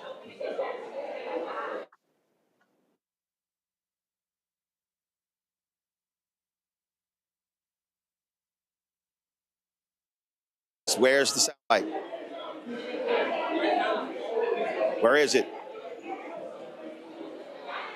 Okay, fine. So in his speech, he literally mispronounced the country. Then folks started to actually laugh in the room. It's called Lesotho. Okay, their foreign minister said he was shocked and insulted by the remarks from Donald Trump. He spoke to Reuters and said, "I'm really shocked that my country can be referred to like that by the head of state." Lesotho is such a significant and unique country in the whole world. I would be happy to invite the president as well as the rest of the world to come to Lesotho. The decision by the president to cut the aid, it is his prerogative to do that. We have to accept that, but to refer to my country like that, it is quite unfortunate. The foreign minister said some civil society organization funded by the U.S. Embassy in Lesotho did work to support the LGBT community, but the United States also provided substantial funding for the country's health and agricultural sectors. Lesotho is a mountainous nation of about 2 million people encircled by South Africa. It has the highest base of altitude in any country, with its lowest point at 4,593 feet. It is sometimes called the kingdom in the sky. The country Trump claims no one has ever heard of is the same nation Elon Musk met with in September to do business with. You know, Greg, I'm gonna start with you. It was piggish of this idiot, we were giving money to this country that no one ever heard of, then folks start laughing. He previously called, African nation shithole countries. This man doesn't give a damn about black people in Africa or in the United States. No, he doesn't. And it was quite entertaining to watch him today call an emergency cabinet meeting because his funky diaper is showing, because his Lord and Master Elon Musk is out there running roughshod over everything. And shout out to the folks filed the lawsuit over the last day after that fool vomited out that Elon Musk was in fact running Doge, and they went back using the quote from Trump to go to court and say, see, we told you that lady wasn't running it.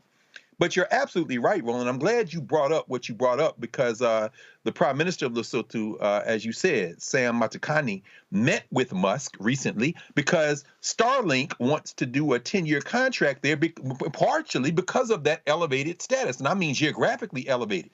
Musk wants to monitor his satellites from Lesotho, and we of course know that Musk is a Boer descendant from South Africa, which surrounds Lesotho. Donald Trump did what he always does, this addled man who doesn't know much about anything. He opened his little mouth and put his little brain on display. And the laughter came from other equally little-brained white nationalists who don't know any country in Africa. And if you put a gun in their mouth and said, we're going to blow all your brains out if you can't name 2 African countries, there'd be a bunch of dead legislators in the United States House of Representatives and Senate. Ignorance is the coin of the realm for white nationalists. Not only don't we know, we don't want to know, because you all are not human. So that was something that we criticized, but that's because we're human beings. It is in the core belief of white nationalists to show their ignorance as a virtue. That's why you got a clown running the damn Pentagon that gets rid of a true war hero, a true military veteran and hero running the Joint Chiefs of Staff. They love the ignorance. That's the point. So let's now play the clip. $8 million to promote LGBTQI+ in the African nation of Lesotho, which nobody has ever heard of. Nola, pure arrogance. Absolutely. In that demeaning voice of his that he does on purpose for effect, because he's always playing a character on television. This is, so today, actually, was it today or this week, it was a Powering Africa Summit here in DC. I don't know who was invited. I'm definitely a part of that community from the foreign policy side. I wasn't invited, so I don't know what was talked about. But the one thing that I do know is the previous administration was very big on the idea of partnership. Right, that we're not going to be the same sort of bullish colonialist that we were before in the past. And there were very specific policies, the railway, there's the PRI, I might be getting that wrong, but there were very specific policies that were meant to deepen the partnership between the U.S. and the United States. Now, the same way that we are trying to bully Ukraine into giving up their minerals, we have now gone back to the playbook of we are just there for the minerals. Let's just be open and clear about it. There's no interest in partnership. This administration looks down their noses at Africa, as the president of the United States displayed on Tuesday night. And, one interesting thing that I'll say is when you do work in the foreign policy community, you have to have an open mind. You have to have an open mind to different cultures, to different ways of thinking. And, one of the things that I had to check myself on was that there are actually a lot of folks on the continent who actually wanted Donald Trump to win because they have been conditioned that he is a family man, that he will, that he believes in Christ and God. I mean, I can't tell you how pervasive that narrative is on the continent. So even reading between the lines of what the foreign minister was trying to say, and he was still trying to be gracious because that's what you do as a diplomat. You are gracious and you are calm and your thoughts are measured. But this kind of, I welcome folks to come here so you can see, it doesn't matter. It doesn't matter. And this is what I need everyone to get. They need to level set right now. Being nice and polite, I don't care who Trump sends there. It's still going to be the same outcome. You're still going to be the butt of a joke. There is no amount of decorum or nicety that will change his deep, deep, deep racism, period. Avis?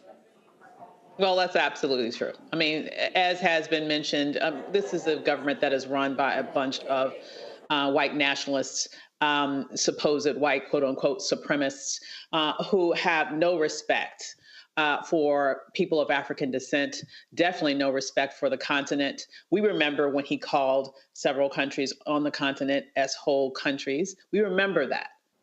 I will never forget that. And exactly right. It was shocking to me to see some folks like with Trump paraphernalia during the last election on the continent as if he gives a damn about him.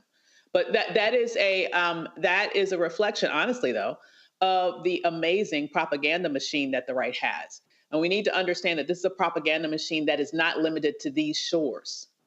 This is a propaganda machine that is actually looking to impact various different countries and elections all around the world.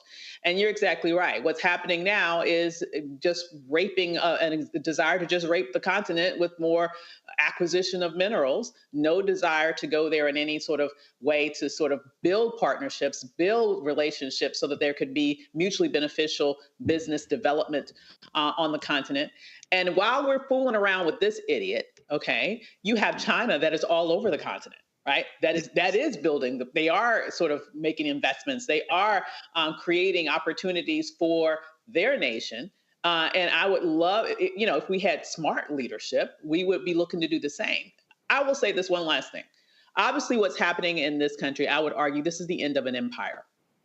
Mm-hmm. Period. This is the end of the American empire. And power does not allow vacuums to exist. When one empire falls, another one rises. And I would say that now is the time for Africa to rise. It would behoove us as African Americans to figure out especially us who are entrepreneurs, especially us who have businesses, to figure out what sort of relationships that can we develop? What sort of mutually beneficial partnerships can we develop? Not only in this country, but on the continent as well, That's because right. Honestly, this economy is That's going right. to fall. All right? We need to think globally and not just locally. And one of the best ways that we can do that is to think about how can we build international partnerships with our brothers and sisters on the continent to make sure that our people are okay no matter where we reside. That's exactly right. Well, indeed.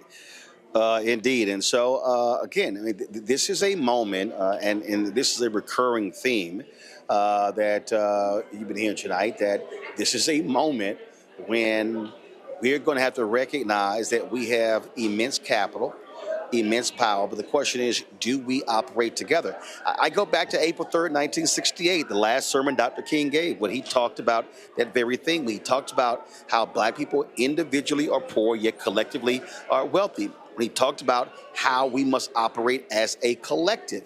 So we can't be operating in silos. We can't operate as if, well, you know, we can just all just do our own thing. That's not the case. And so the question is, are people willing to work together, put egos aside, and say, how do we move on behalf of the community with one another? That's the real question that many of us absolutely have to answer. That's right. That's right. Got to answer. Pure and simple. Bro, listening to Ava's talk about that, it is so critical. In 2023, Lesotho was the 17th largest producer of diamonds in the world. They are known for their diamonds, among other things. The idea that African people could come together, this is really the moment. I would encourage people, if you didn't see that long journey you took to Liberia, where you sat with, among others, the president of Liberia, to go back and watch that on this network and look at really what we have to do. And like you, Nola, I mean, in conversation with a lot of continental Africans over the last, well, for a long time, for decades, but particularly since Trump has come back into office over the last month or so, I haven't been struck by the number of people who support Trump, because that's pretty consistent, also with folk from the Caribbean. But what I have been struck by over the last couple of weeks is the response to the withdrawal of aid. We saw this as well in Lesotho, since he said that stupidity Tuesday night. I read a couple of reports from folk from Lesotho who have said it will be tough for us in the short run, because, you know, Lesotho has been hit hard by AIDS. It's been hit hard by certain diseases, but they said this is an opportunity for us to be self-sufficient. Some of these continental Africans, I was talking to some Ghanaians today and some Nigerians who made this point. Their support for Trump's policies in the short term is because they think that this will finally allow them to create some self-sufficiency. Their main concern is China and Russia trying to fill a vacuum and them then becoming oppressed by these new folks. And you're absolutely right, China's all over the continent. But I'll come back again and finally to this point. The Black Star Network isn't just located in the United States. It has a global reach, and it has always promoted Black solidarity. This is an opportunity for us if we can look at it, because you're right, Avis, this is the end of U.S. empire. Empires fall. Trump is accelerating that process. And if we're smart about this, like Martin Luther King, who visited Ghana in 1957 for Nkrumah's inauguration and scared the shit out of Eisenhower and Richard Nixon, who was there. Solidarity of something we've never seen before, and that's a global solidarity that will benefit us locally. Indeed. And for folks who don't understand, I chose the name Black Star Network because that was the name of the Marcus Garvey cruise line. And what he said was he wanted to unite the African diaspora. I just pulled up in our YouTube dashboard. Now, granted, 89% of the people who watch our show are in the United States. But I want everybody to listen because, listen, I mean, even when I was at CNN, I had a huge fan base in Canada. These are the top 10 countries that have watched this show. United States, South Africa. This is the last 28 days. United States is 1, South Africa, Canada, United Kingdom, Jamaica, Trinidad and Tobago, Barbados, Australia, the Bahamas, Germany. Those are and so the reality is people have to understand and think that way. So we're not just talking to an American audience. We are talking to a global audience. Got to go to a quick break. We come back, a short break. We'll be right back with our Black and Missing, and then we'll talk about this case out of Alabama. I'm Roland Martin here, broadcasting live at the 10th Anniversary Gala, the National Cares Mentoring Project. We also are live streaming this event, and so that stream is happening as we speak. And so we'll be right back on Roland Martin Unfiltered on the Black Star Network. Don't forget to support our work. Join our Bring the Funk fan club. If you want to contribute via Cash App, do so using the Stripe QR code. You see it right here on the screen. If you're listening, go to blackstarnetwork.com. You can see your check and money order to P.O. Box 57196, Washington, D.C., 20037-0196. PayPal is R Martin Unfiltered. Venmo is RM Unfiltered. Zelle, Roland at RolandSMartin.com. Roland at RolandMartinUnfiltered.com. We'll be right back. What's up, y'all? Look, Fanbase is more than a platform. It's a movement to empower creators, offering a unique opportunity for everyday people to invest in Black-owned tech, infrastructure, and help shape the future of social media. Investing in technology is essential for creating long-term wealth and influence in the digital age. The Black community must not only consume tech, we must own it. Discover how equity crowdfunding can serve as a powerful tool for funding Black businesses, allowing entrepreneurs to raise capital directly through their community through the Jobs Act.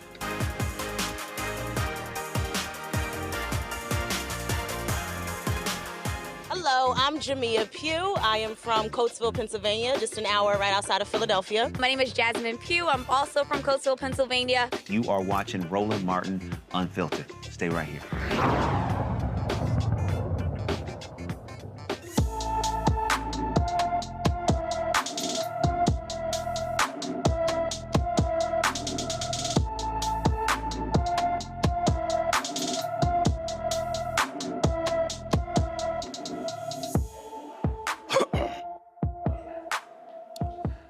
Samaya Anderson has been missing from Surprise, Arizona since January 17th. The 17-year-old has black hair and brown eyes.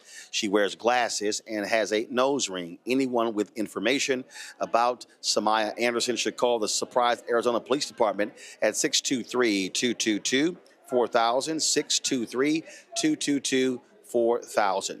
The Alabama Governor Kay Ivey has commuted the death sentence of Robin Rocky Myers to life in prison without the possibility of parole. Myers, 63 years old, was convicted of capital murder for the 1991 stabbing death of his neighbor, Ludie Mae Tucker, in Decatur, Alabama.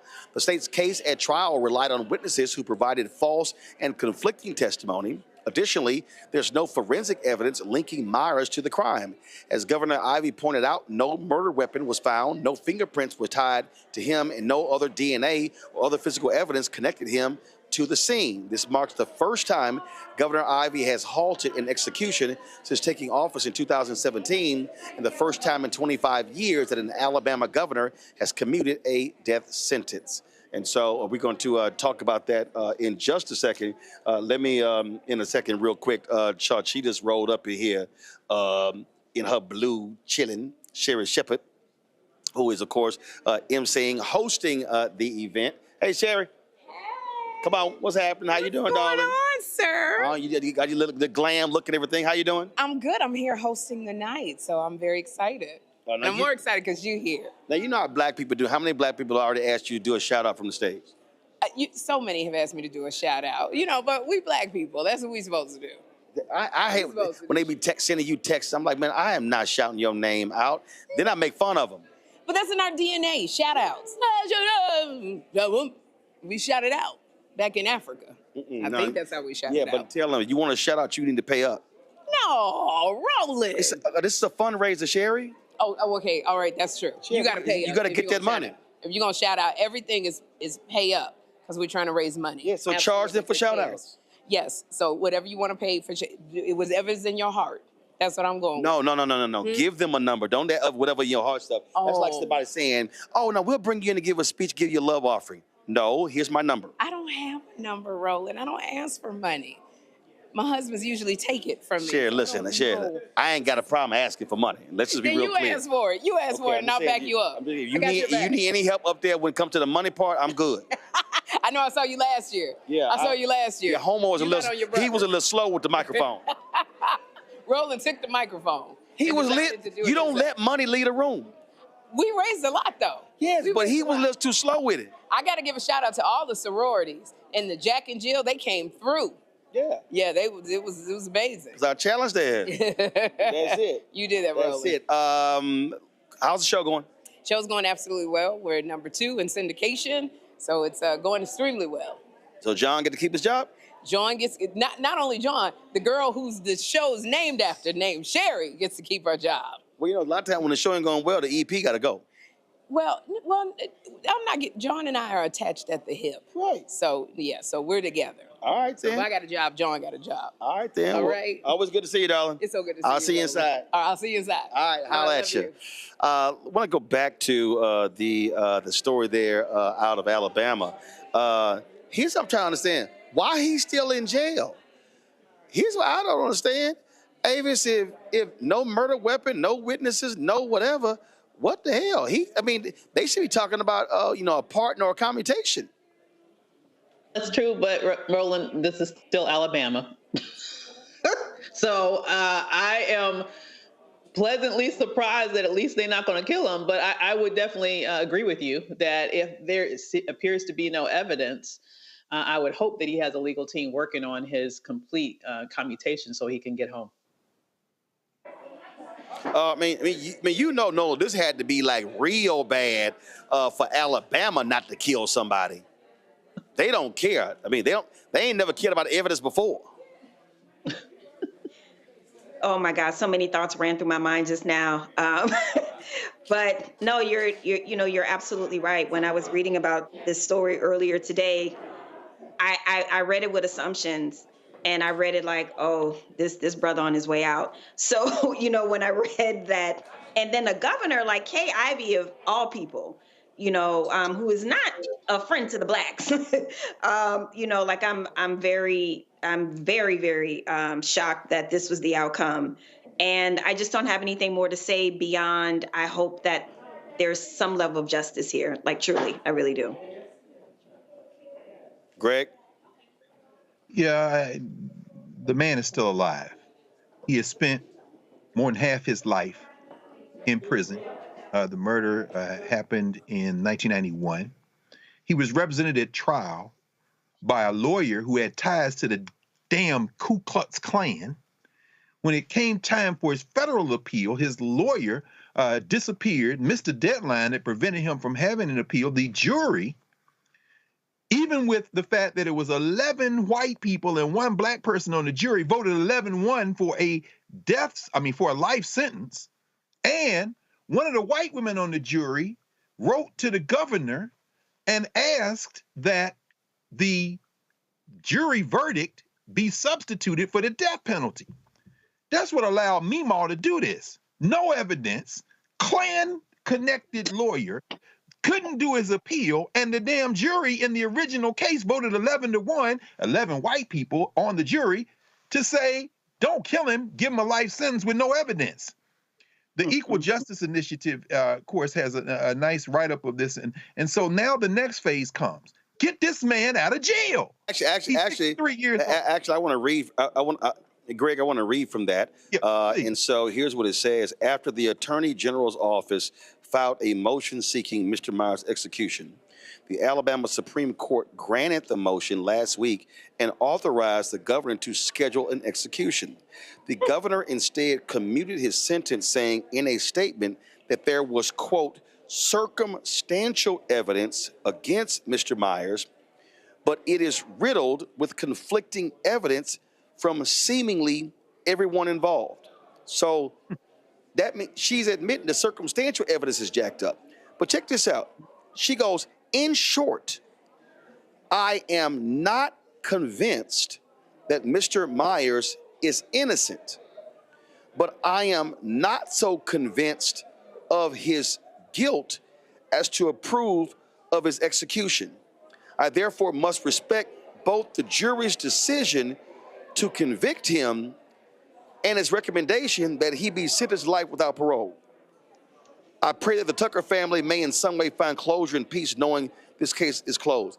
Okay, this is my problem. The circumstantial evidence is riddled with errors. No evidence connected to him, no murder weapon, no DNA. Why in the hell? So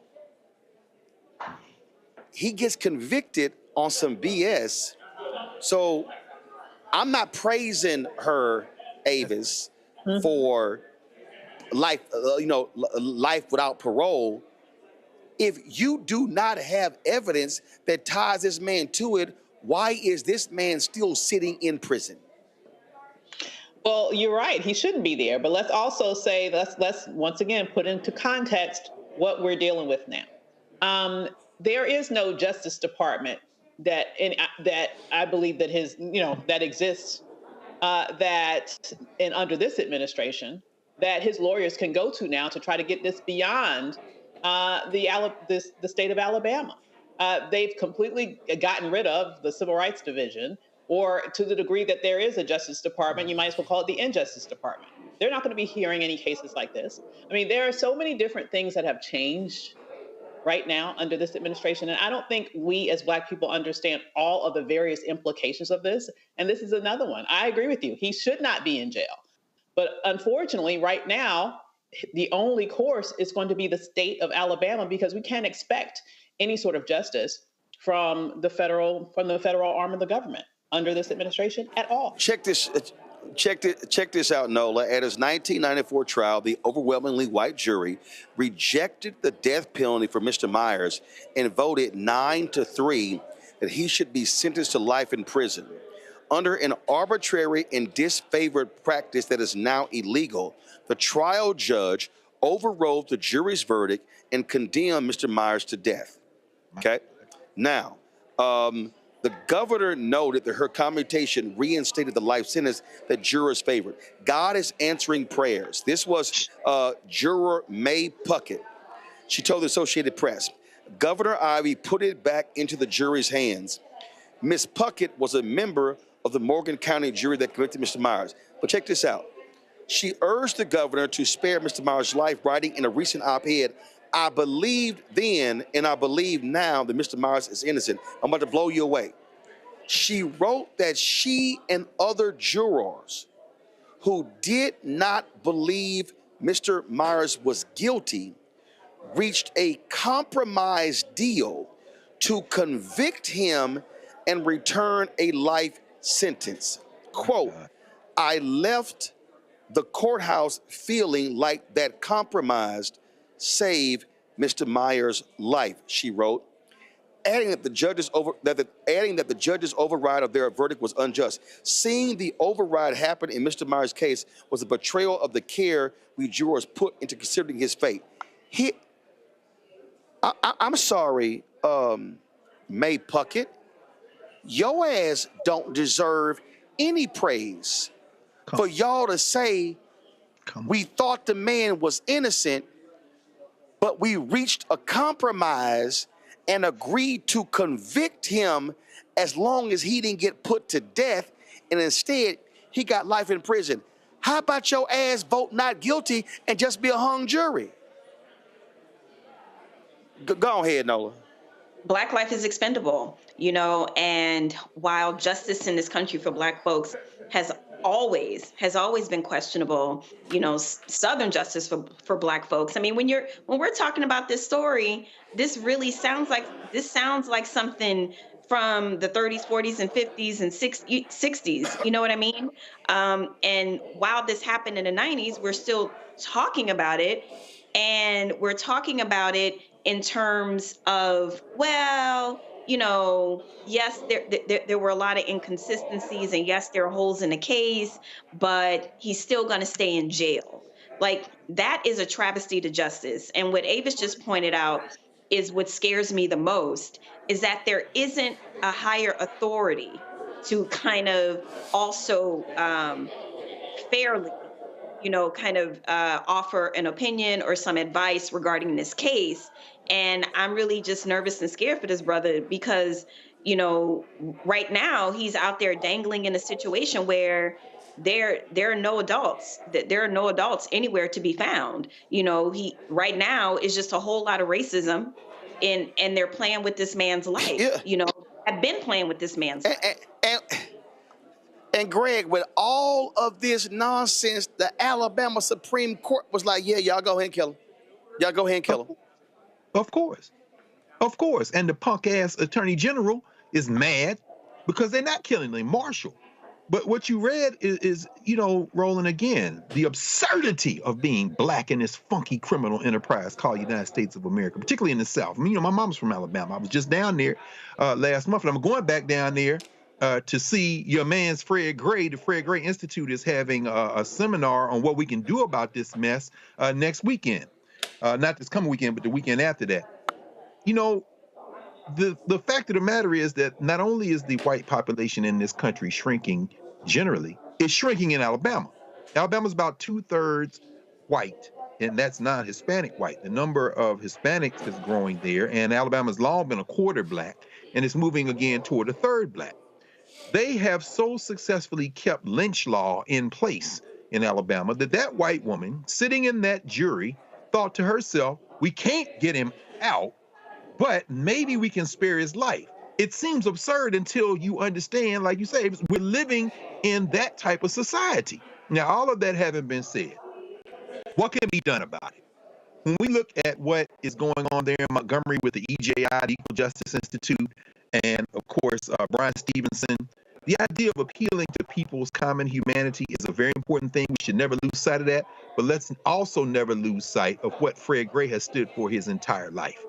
Fred Gray is a minister and a lawyer, as you know, better than all four of us, Roland. And his stand, which he said he went to law school for, which was to destroy everything segregated in this country, is a moral stand.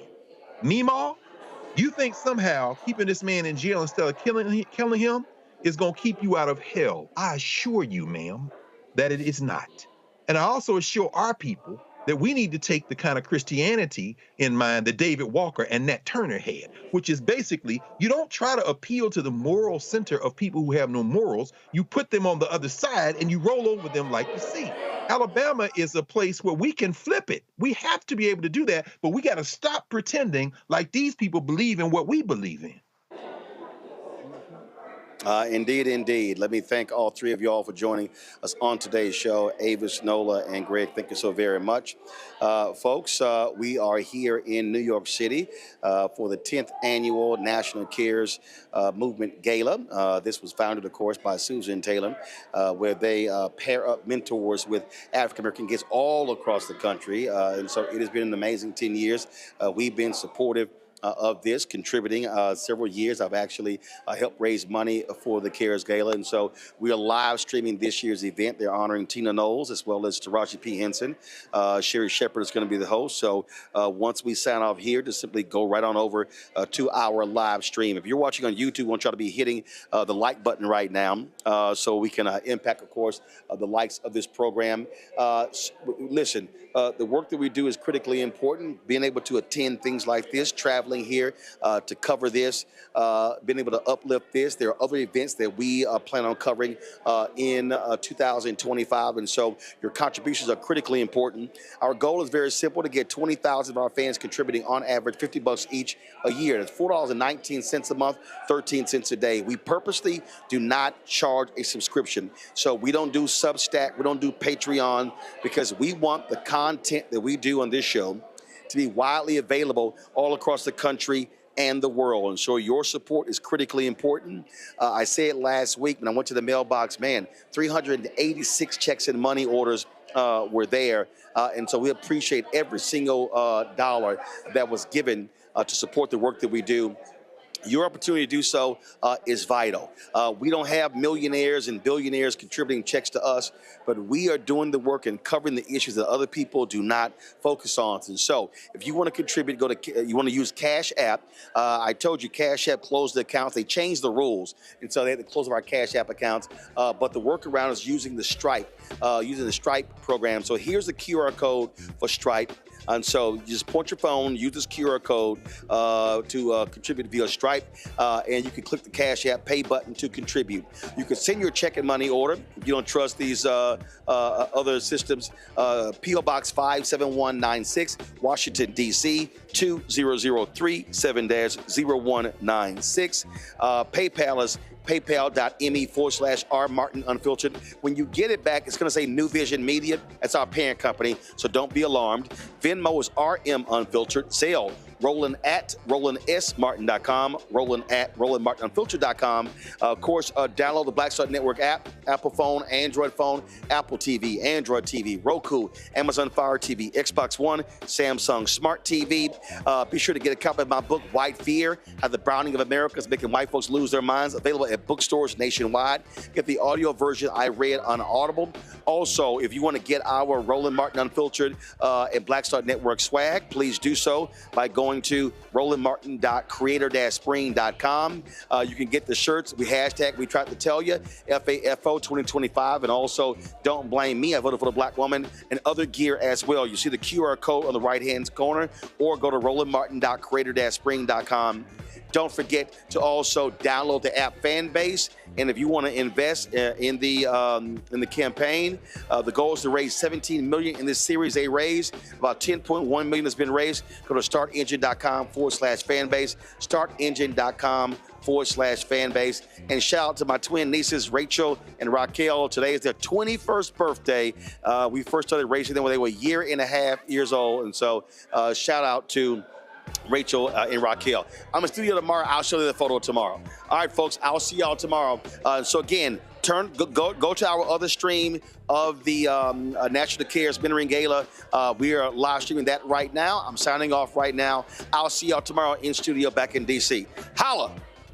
Black Star Network is here. Oh, no punch! I'm real revolutionary right now. Thank you for being the voice of Black America. All momentum we have now, we have to keep this going. The video looks phenomenal. See, there's a difference between Black Star Network and black-owned media and something like CNN. You can't be black-owned media and be scared. It's time to be smart. Bring your eyeballs home. You dig?